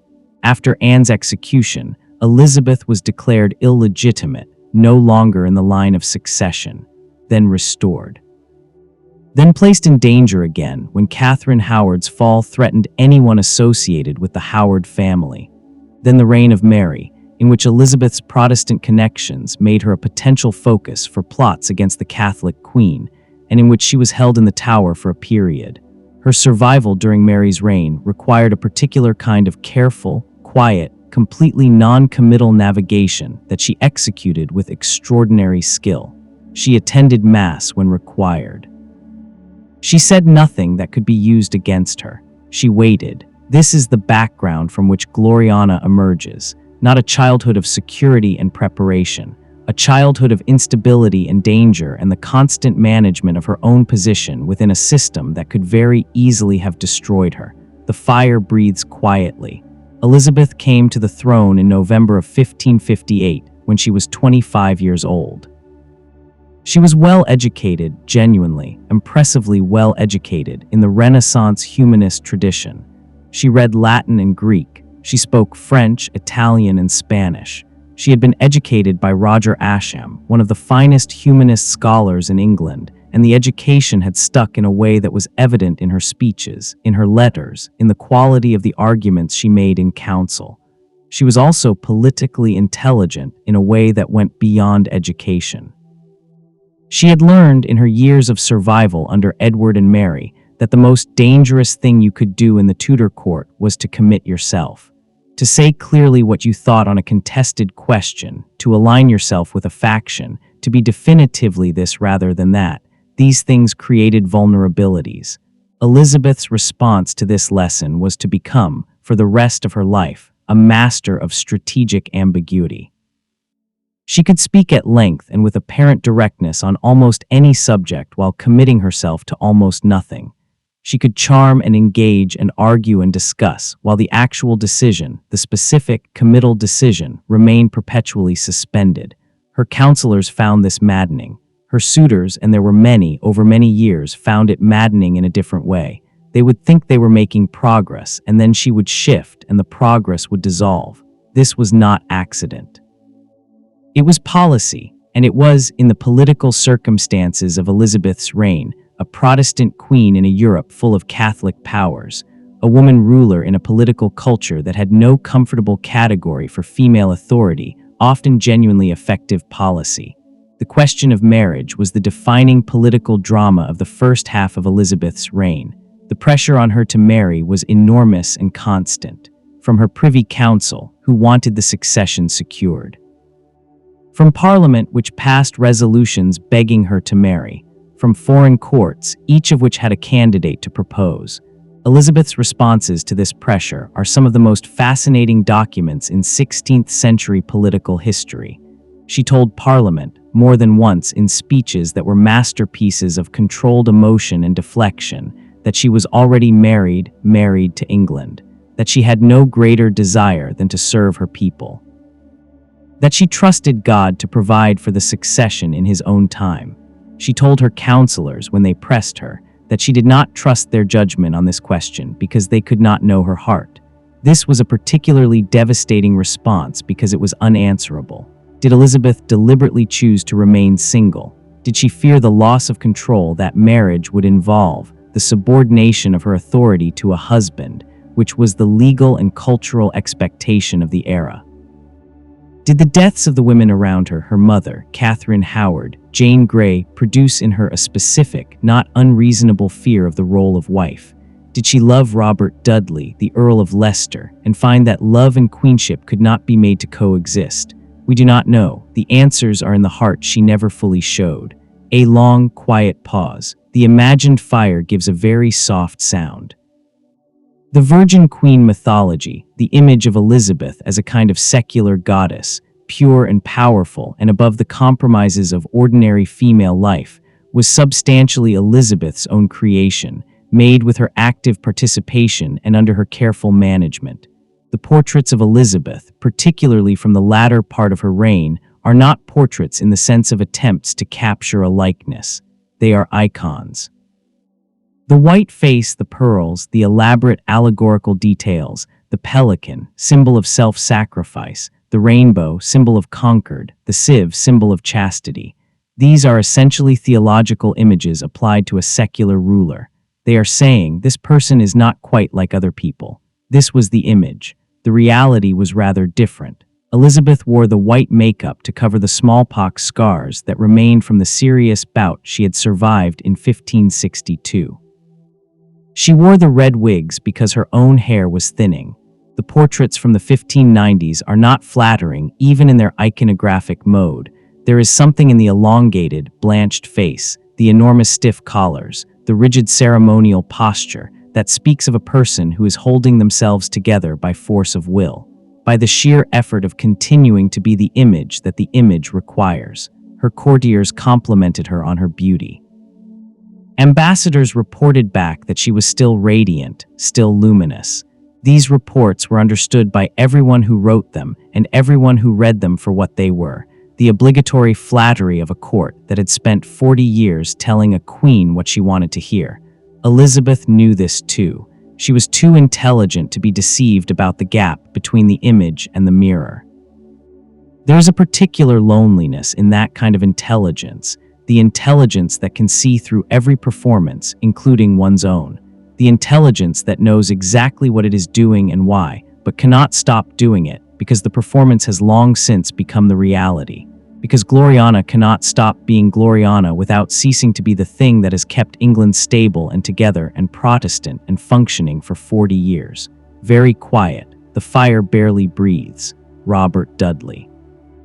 We should spend a moment here because Robert Dudley, the Earl of Leicester, Elizabeth's master of the horse, the man who was at the center of the most persistent and carefully discussed romantic relationship of her reign, is a figure who illuminates something about Elizabeth that the mythology tends to paper over. Dudley had been a childhood companion of Elizabeth's. They had known each other since adolescence, and the comfort of that long familiarity was visible in how she treated him. She gave him apartments at court. She visited him when he was ill. She danced with him in the way she danced with no one else, with something that was too easy, too natural to be simply political.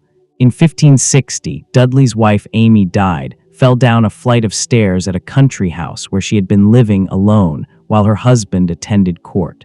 The circumstances were suspicious enough that contemporaries whispered murder. The scandal was devastating to Dudley's hopes of marrying Elizabeth, if he had ever really had those hopes. Elizabeth may have genuinely considered marrying him. The evidence is suggestive but not definitive. She did not marry him. She kept him close through the long decades as he aged and married another woman and had children and became the Earl of Leicester and commanded armies in the Netherlands. She kept him close, and their relationship retained something of its old warmth, even as it was overlaid by the politics and the performance and the passing of time. He died in September of 1588, a few weeks after the defeat of the Spanish Armada, the great triumph of Elizabeth's reign, the moment when the Protestant wind blew the Spanish ships apart, and England felt, briefly and radiantly, that it was protected by something more than policy and planning. Elizabeth put his last letter, a note he had written her, in a box by her bed. The box was found there when she died, 15 years later. These are the small, private things that the mythology cannot quite accommodate. The box by the bed, the letter inside it, the woman who had been Gloriana for 40 years, with this ordinary, private, irreducible evidence of the person she had also been, Mary, Queen of Scots. Mary and Elizabeth are paired in the popular imagination in a way that does both of them a kind of disservice, reducing their complicated relationship to a simple contrast between the Protestant Virgin Queen and the Catholic femme fatale. Mary, Queen of Scots, was born in 1542, became Queen of Scotland at 6 days old, was sent to France at age 5, became Queen of France at 16, was widowed at 18, and returned to Scotland at 19 as a French widow in a country she had not lived in for most of her life, to rule a Protestant kingdom as its Catholic queen. The structural difficulty of her position was nearly insurmountable. And she was managing it with real political skill in the first years of her personal rule. And then she married Henry Stuart, Lord Darnley. Darnley was handsome, of royal blood, and otherwise almost entirely unsuited to any position of political responsibility. He was vain and unstable and drank heavily, and was catastrophically bad at the one thing Mary needed from a consort: the ability to behave in a way that did not create new crises faster than the old ones could be managed. The murder of David Rizzio, Mary's personal secretary, who was stabbed in her presence in March of 1566, 56 times, while she was pregnant, was a turning point from which the marriage never recovered. Darnley himself was murdered the following year, in February of 1567, in an explosion at Kirk O'Field in Edinburgh. Mary's subsequent marriage to the Earl of Bothwell, the primary suspect in Darnley's murder just 3 months after Darnley's death, was one of the greatest political miscalculations of the 16th century. Whether the marriage was forced upon her or voluntary, the perception was damning and the Scottish lords moved against her. She was imprisoned, forced to abdicate, escaped, lost a battle, and fled south across the border into England, where Elizabeth I imprisoned her for the next 18 years. The 19 years of Mary's English captivity are a study in the impossible position of a deposed queen in the custody of another queen who cannot afford to free her and cannot quite bring herself to simply execute her without provocation. Elizabeth was genuinely uncomfortable with the idea of executing a crowned queen. She was also a crowned queen, and the principle that crowned monarchs could simply be killed by other monarchs when they became politically inconvenient was not one she wanted to establish. She hesitated for 19 years. The Babington plot, uncovered in 1586, finally forced the issue. Mary had been implicated in a conspiracy to assassinate Elizabeth. The warrant was signed. Mary was executed at Fotheringhay Castle on the 8th of February, 1587. She dressed in red, the Catholic color of martyrdom. She was calm, by the accounts of those present, to a degree that was almost supernatural in its composure. The execution was botched. The first stroke of the axe did not fully sever the head. 2 further strokes were required.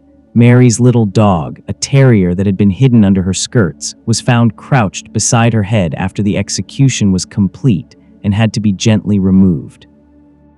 Elizabeth, when told of the execution, said that the warrant had been dispatched without her full authority and wept. No one quite believed this, but it was the version of events that the record was required to carry. The dark side of the Tudor court, what the tapestries were hiding, the fire is down to a very soft glow. The imagined room is almost dark except for the glow of the coals. And as we move deeper into this last stretch of our long night together, let us talk about one more set of things that the comfortable history of the Tudors tends to leave in the shadow. Let us talk about what the tapestries were hiding. The Tudor court was, by almost any measure, beautiful. The physical environment of the great houses, Hampton Court, Richmond, Greenwich, Whitehall Palace, was deliberately, extensively, lavishly beautiful. The tapestries that lined the walls were among the finest in Europe. The plate on the tables was gold and silver. The costumes worn at court were works of art. The embroidery, the jewels, the fabrics imported from Venice and Bruges. This beauty was political. The display of wealth and power and artistic accomplishment was part of how Tudor monarchs communicated their authority to their own subjects, to foreign visitors, to the ambassadors who would carry their observations back to courts in Madrid and Paris and Vienna. Behind the tapestries, literally and figuratively, the situation was different. The Tower of London. We talk about the Tower quite a lot when we talk about the Tudors, but usually in the context of specific famous imprisonments. We mention it and move on. Let us not move on quite so quickly tonight. The Tower of London under the Tudors was a working torture facility. Torture was used regularly, not as exceptional punishment, but as a standard investigative tool for extracting information from prisoners suspected of political crimes or heresy. The rack.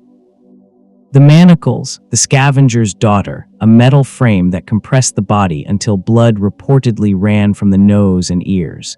These were not theoretical instruments. They were used on specific people who are named in the records.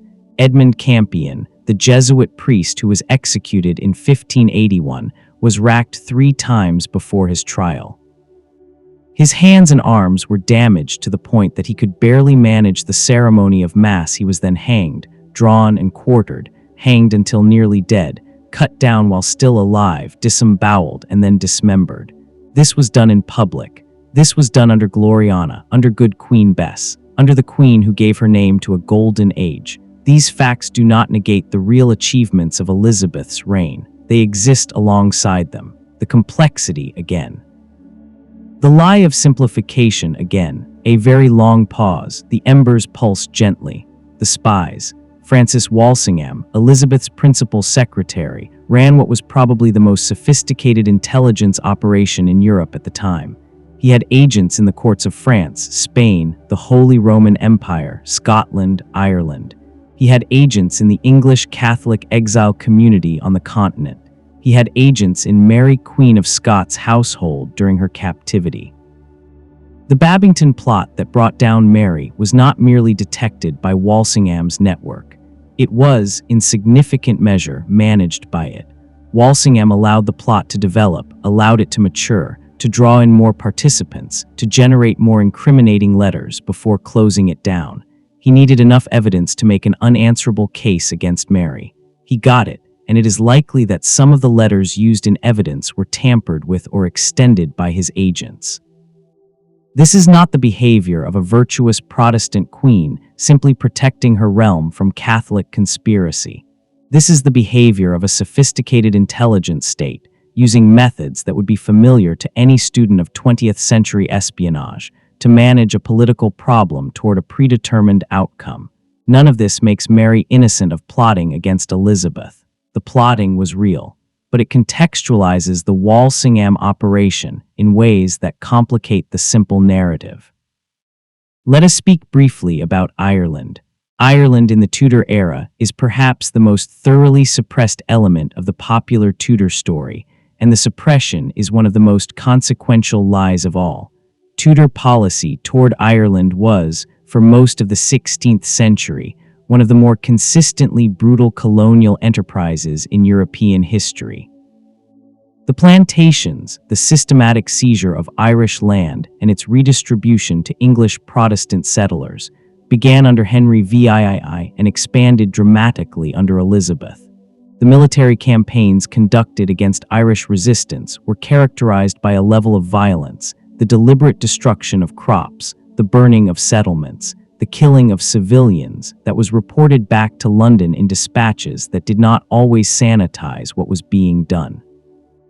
Edmund Spenser, yes, that Edmund Spenser, the author of The Faerie Queene, perhaps the greatest English poem of the Elizabethan era, served as a colonial official in Ireland and wrote a prose tract called A View of the Present State of Ireland, in which he argued, with careful Renaissance eloquence, for the most extreme possible approach to Irish resistance, including the deliberate use of famine as a weapon of policy.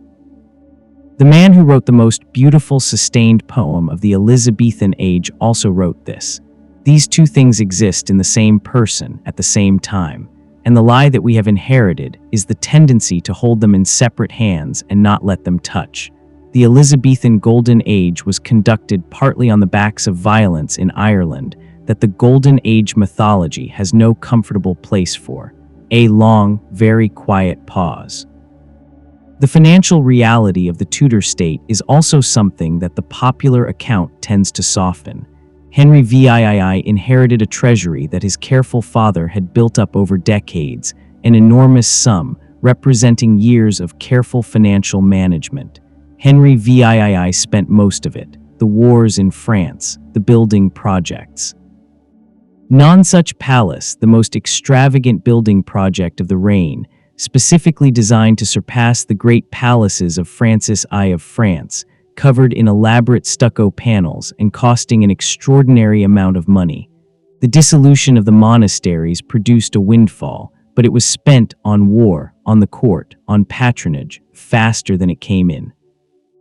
By the end of Henry's reign, the crown was resorting to the debasement of coinage, reducing the silver content of coins while maintaining their face value, which produced short-term cash and longer-term inflation that fell most heavily on the people who were least able to bear it.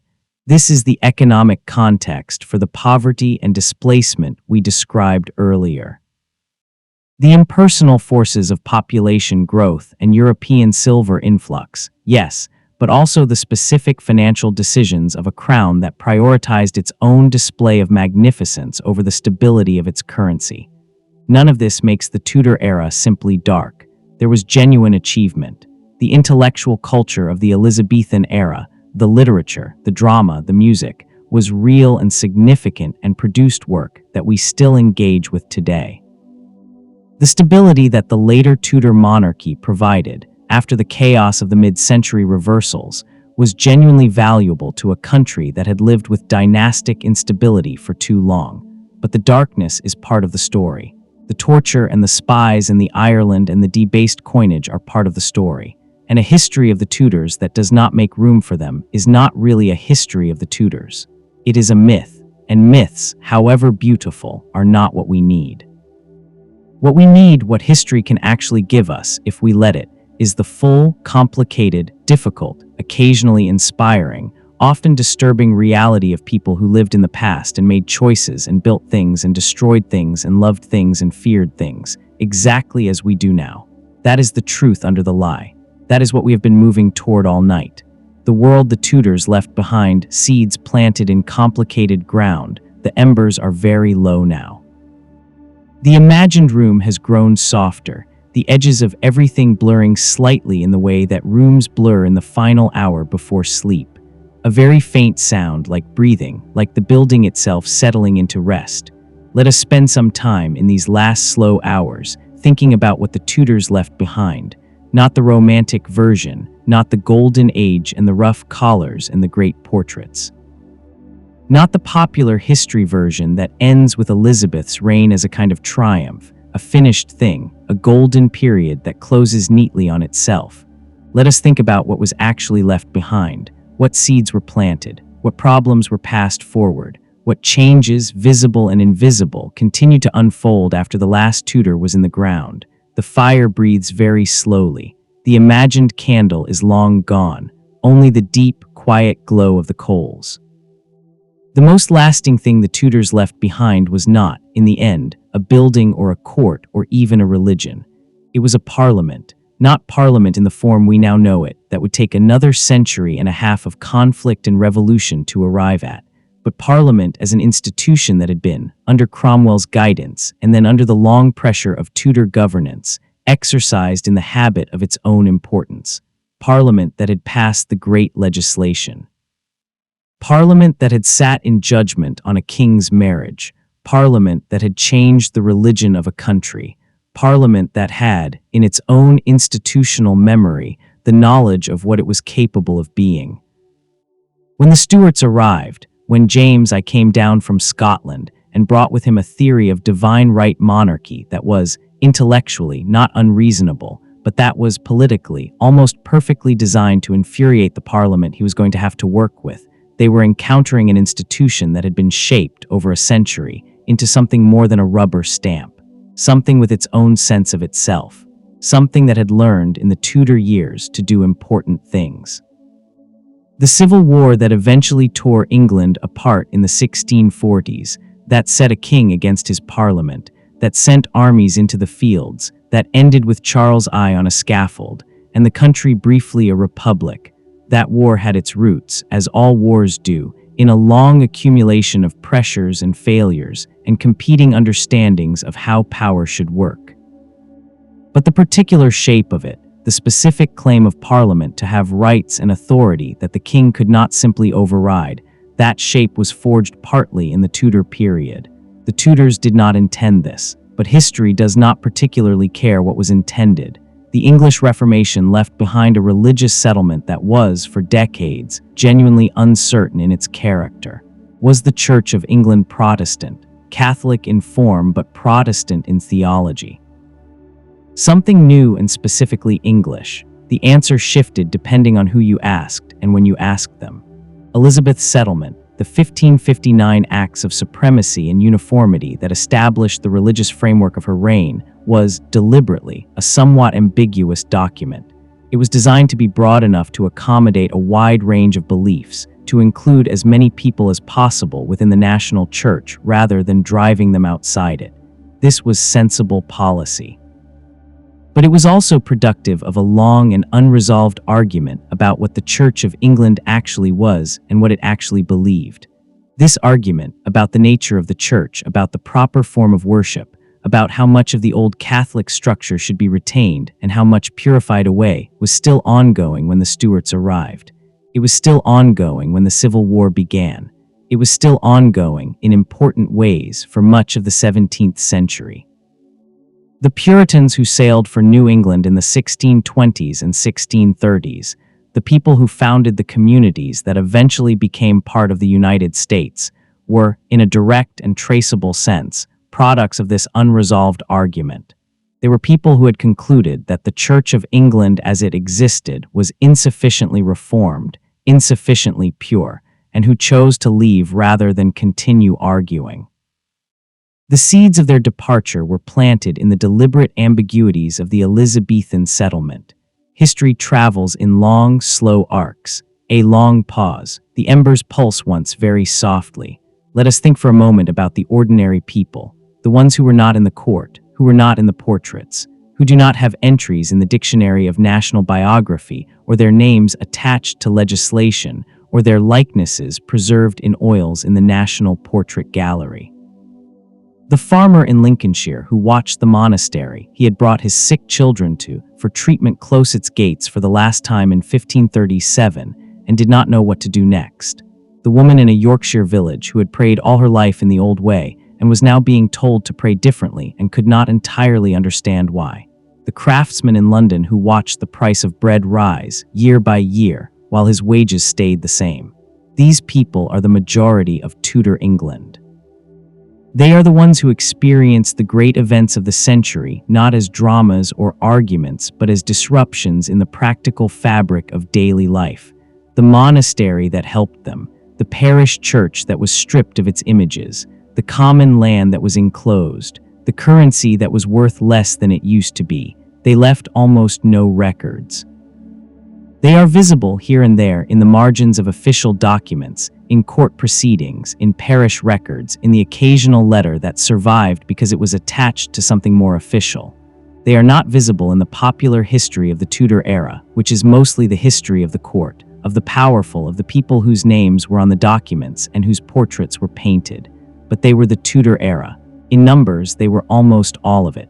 The court was a few hundred people at most. England had a population of perhaps 3 to 4 million. The court was the story we have been given. The 3 to 4 million were the country. I want to hold them for a moment in the quiet of this late hour. The unnamed millions of the Tudor era. The people who lived and worked and suffered and endured and occasionally, in moments like the Pilgrimage of Grace, organized and tried to make their voices heard and were silenced and went home and went on. They deserve to be part of the story. The room is very, very still. The embers are the quietest they have been all night. Let us, before we settle into the final passages of this long night, spend a gentle hour on a few last things that are usually left out. Small things, personal things, the kind of details that bring the past close in ways that large historical arguments sometimes cannot. Henry VIII was, by all accounts, afraid of the dark, or more specifically, afraid of being alone in the dark. He slept with attendants in the room, which was normal for a king, but he also kept lights burning through the night and reportedly found long silences difficult. The court was almost never quiet when Henry was in it. There was music and talk and movement at almost any hour, and when the court did fall quiet, Henry tended to fill it. With conversation, with games, with any of the dozen activities he moved between restlessly. There is something in this small detail, the king who could not be still, who needed the room full of people and light and sound, that speaks to a particular kind of inner life, an inner life that could not entirely trust its own company, that needed the world outside to be present and loud, to drown something out. What he was drowning out, we cannot know.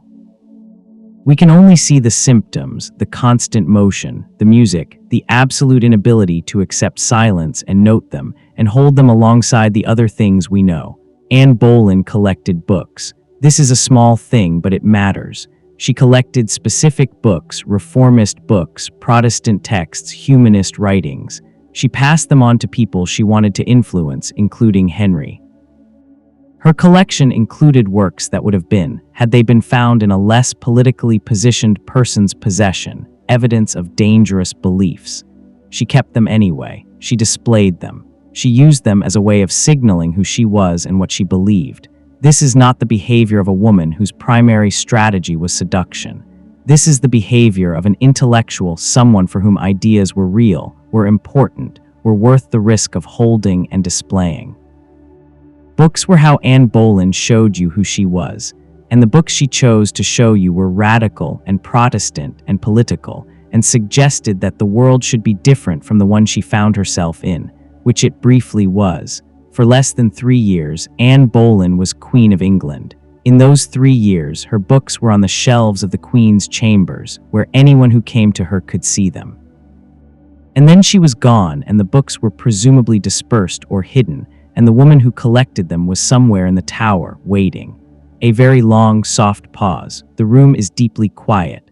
Jane Seymour, Henry's third wife, is the most invisible of all the wives in the popular imagination. She is the one who gave him Edward. She is the one he mourned. She is, in the story, essentially a vessel for the son that the story needed. But there are small details about Jane Seymour that complicate the vessel. She was, by contemporary accounts, genuinely kind in a specific and notable way to Merrie, Henry's eldest daughter, who had been treated with extraordinary cruelty during the Boleyn years, declared illegitimate, separated from her mother, required to serve as a lady-in-waiting to the infant Elizabeth in what was both a practical humiliation and a clear political statement. Jane apparently interceded for Merrie, advocated for her restoration to the succession, worked quietly for the repairing of the relationship between Henry and his eldest daughter. This is not the act of a woman who is simply performing the role of queen. This is the act of a person who looked at a young woman who had been hurt by circumstances and tried to help her, for no particular political advantage, or not much political advantage, but simply because it was the right thing to do. Jane Seymour died in October of 1537, 12 days after Edward was born. Henry wore black. He did not wear black for Anne Boleyn. He was said to have been in good spirits within days of her execution and married Jane Seymour within 2 weeks. But for Jane, he wore black, and the mourning was visible and real, and it lasted for months. Whatever else Jane Seymour was, and she may have been a great deal more than the story usually gives her credit for, she was, apparently, someone Henry genuinely grieved, someone whose absence made the world feel differently weighted. That is not nothing. In the Tudor court, where so much was performance and so little was unambiguously real, the grief itself is evidence of something that was real. The embers are almost gone. The imagined room is held in the soft, absolute dark of the last hour before dawn.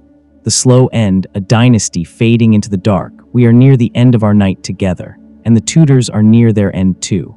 Elizabeth I in her last years, the final years of the final Tudor, is one of the quietest, most private, most carefully guarded passages in the whole of this century. She retreated. Not physically, she could not retreat physically, because she was the crown and the crown had to be seen. But something in her retreated. She grew less willing to deal with the business that the court constantly generated.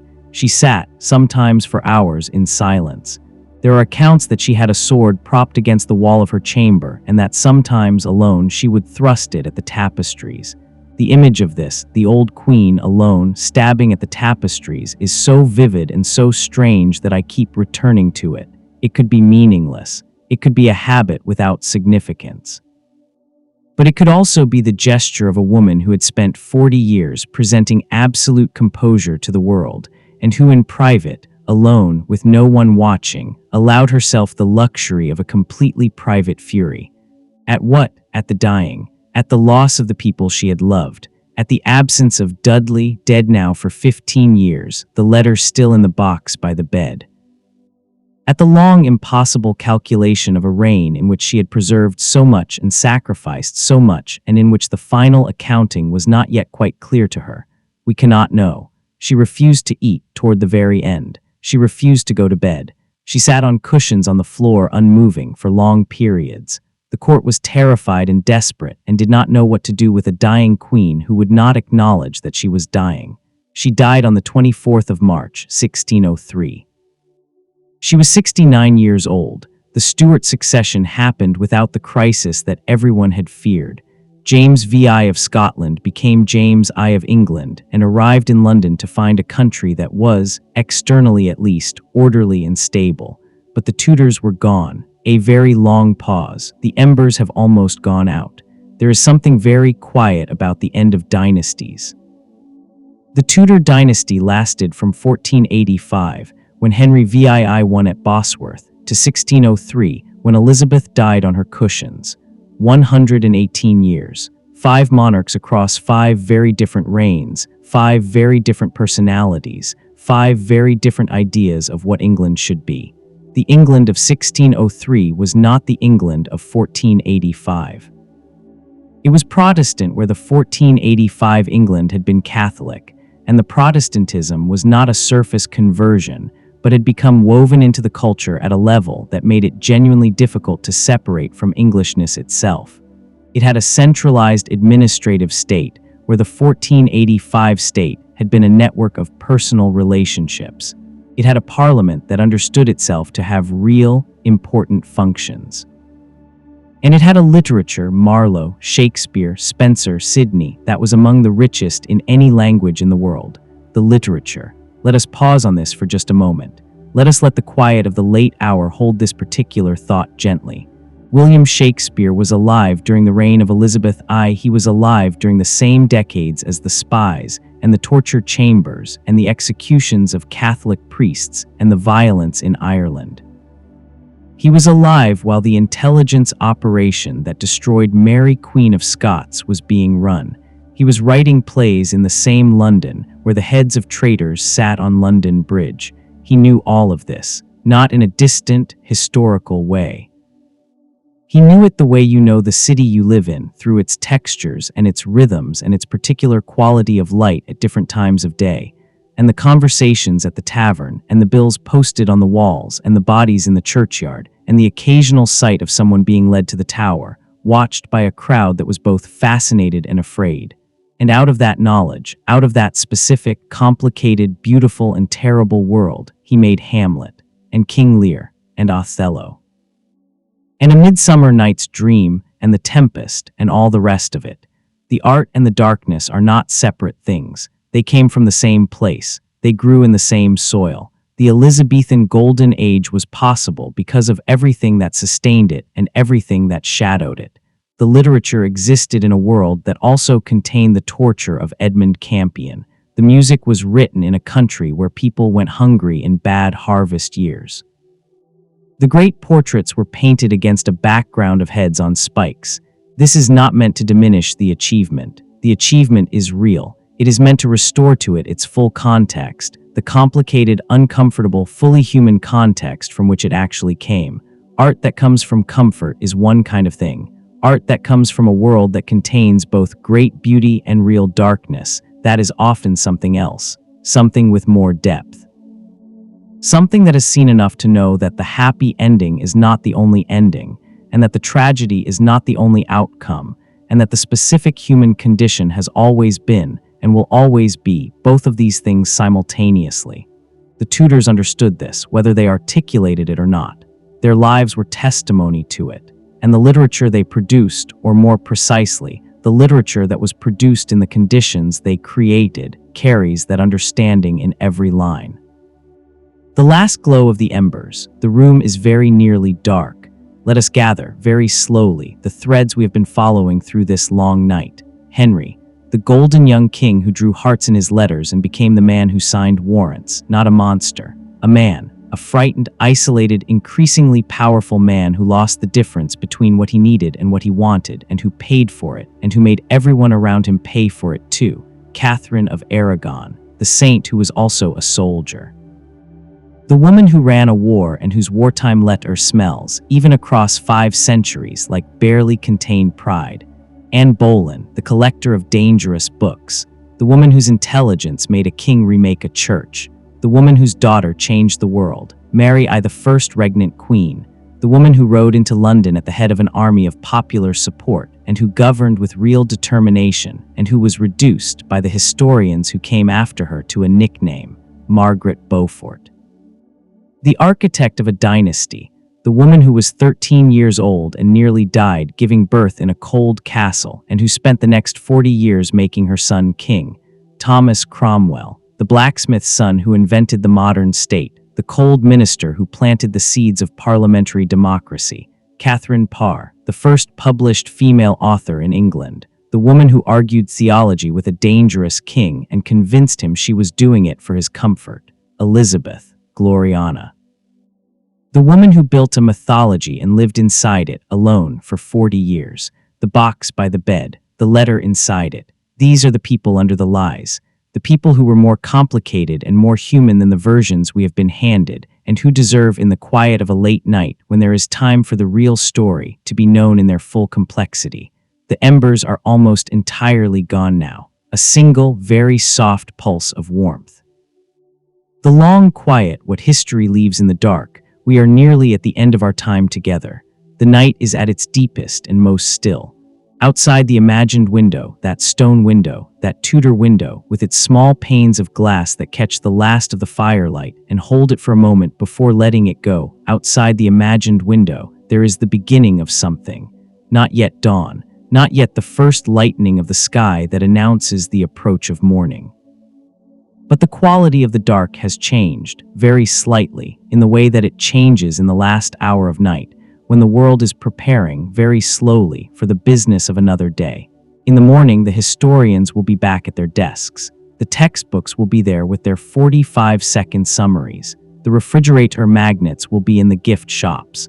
The television dramatizations will be playing their music over the familiar scenes, but we have been somewhere else tonight. We have been in the rooms between the official versions, in the places where the complicated things happen, the places where a king draws a heart and a queen practices for her execution, and an architect of a dynasty weeps at a coronation with a face too complicated to read. The places where the real people are, the ones who were more than their summaries, more than their nicknames, more than the single note the story decided to play. I want to say something about history and why it matters in the quiet of this last passage. Not in a formal way, we have had plenty of formal history tonight, and it is late, and formality does not suit the last hour before sleep. Just something quiet and honest. History matters because it is the record of what it means to be human in specific circumstances, not human in the abstract. Human here in this year with these pressures, these fears, these hopes, these specific and entirely unrepeatable conditions. Human being Catherine of Aragon in the winter of 1535, alone in Kimbolton Castle, dictating a final letter with hands too weak to write. Human being Elizabeth I at 30, deciding for the 100th time not to commit, not to marry, not to give anyone the final piece that would let them define her completely. Human being the unnamed farmer in Lincolnshire watching the monastery close, not knowing what comes next. All of these humans are us, not metaphorically, not in the vague, inspirational sense of we are all connected across time. In the specific sense that the emotional content of their lives, the fear, the love, the grief, the determination, the bewilderment, the occasional moments of joy, is the same emotional content as ours. The facts are different. The context is different. The specific pressures and possibilities are entirely different, but the feeling of being a person in difficult circumstances, trying to navigate a world that is mostly not under your control, hoping for things you may not get, losing things you love, making choices you may later regret, that is not Tudor. That is not 16th century. That is simply human. And history, when it is told honestly, when it is told with the complexity intact, with the lies removed or at least acknowledged, with the people allowed to be people rather than symbols, history gives us back this specific, permanent, deeply comforting truth. We are not the first people to be here. We are not the first people to be afraid, to be uncertain, to be trying to hold something together in difficult circumstances. The people who were here before us faced things we cannot imagine and made choices we might not have made and left behind a world that was imperfect and complicated and full of both beauty and darkness. And we are still here, making our own imperfect, complicated, beautiful, and dark choices. That is what the Tudors left us, not the magnets or the portraits or the grand claims about golden ages. The same inheritance they left us without intending to, without even knowing they were leaving it. The proof that this particular experiment, being human under pressure in the long dark, is survivable, has been survived, will be survived again. The embers are almost entirely cold now. The imagined room holds the very last of its warmth. The candle went out a long time ago. The fire has burned to almost nothing. The wind, wherever it has been all night, moving against old stone, through wooden shutters, carrying with it the cold smell of the past, the wind has stilled. Somewhere in the distance, very faintly, something moves. A church bell, perhaps, counting out the hours, or just the sound of a building settling deeper into the ground that has held it for 500 years. The Tudors are in that dark. Henry with his hearts and his warrants, Catherine with her pride and her patience, Anne with her books, Merrie with her courage and her tragedy, Margaret with her 40 years of quiet, unstoppable determination. Cromwell with his administrative genius and his lonely ending. Elizabeth with her mythology and her letter and the box by the bed. They are in the dark. They are not troubled by it. They have been in the dark for a long time and they are accustomed to it now. And they will be there still in whatever quiet corner of history you want to visit them, whenever the night is long enough and the world is sufficiently still. They have nowhere to be. Neither do you right now. The breath slows. The mind quiets. The long night settles around you like something warm. The Tudors were complicated people who lived complicated lives and left behind a complicated world. And the lies that have been wrapped around them, the simplifications, the symbols, the nicknames, the magnets, those lies are understandable. Human even. We make stories to manage the past, to make it navigable, to take the complexity down to something we can hold in one hand. But the full version is better. The full version, with the fear and the love and the music and the violence and the ordinary people and the extraordinary people and the smell and the dark and the small details that make a person real. The full version is richer and stranger and truer, and in the end, more restful. because it asks nothing of you but attention, and it gives you in return the long comfort of knowing that the world has always been like this. Complicated and beautiful and dark and full of people trying their best and sometimes failing and sometimes not. And somehow here we all still are. Silence. A single, very soft breath of wind from somewhere, impossible to locate, as if the building itself is sighing. And then nothing. Only the dark and the deep, still quiet of the last hours of the night. And somewhere in that quiet, the faint and fading echo of a story that has been told very carefully, very slowly, in the specific and irreplaceable dark of a night that will not come again. Sleep well.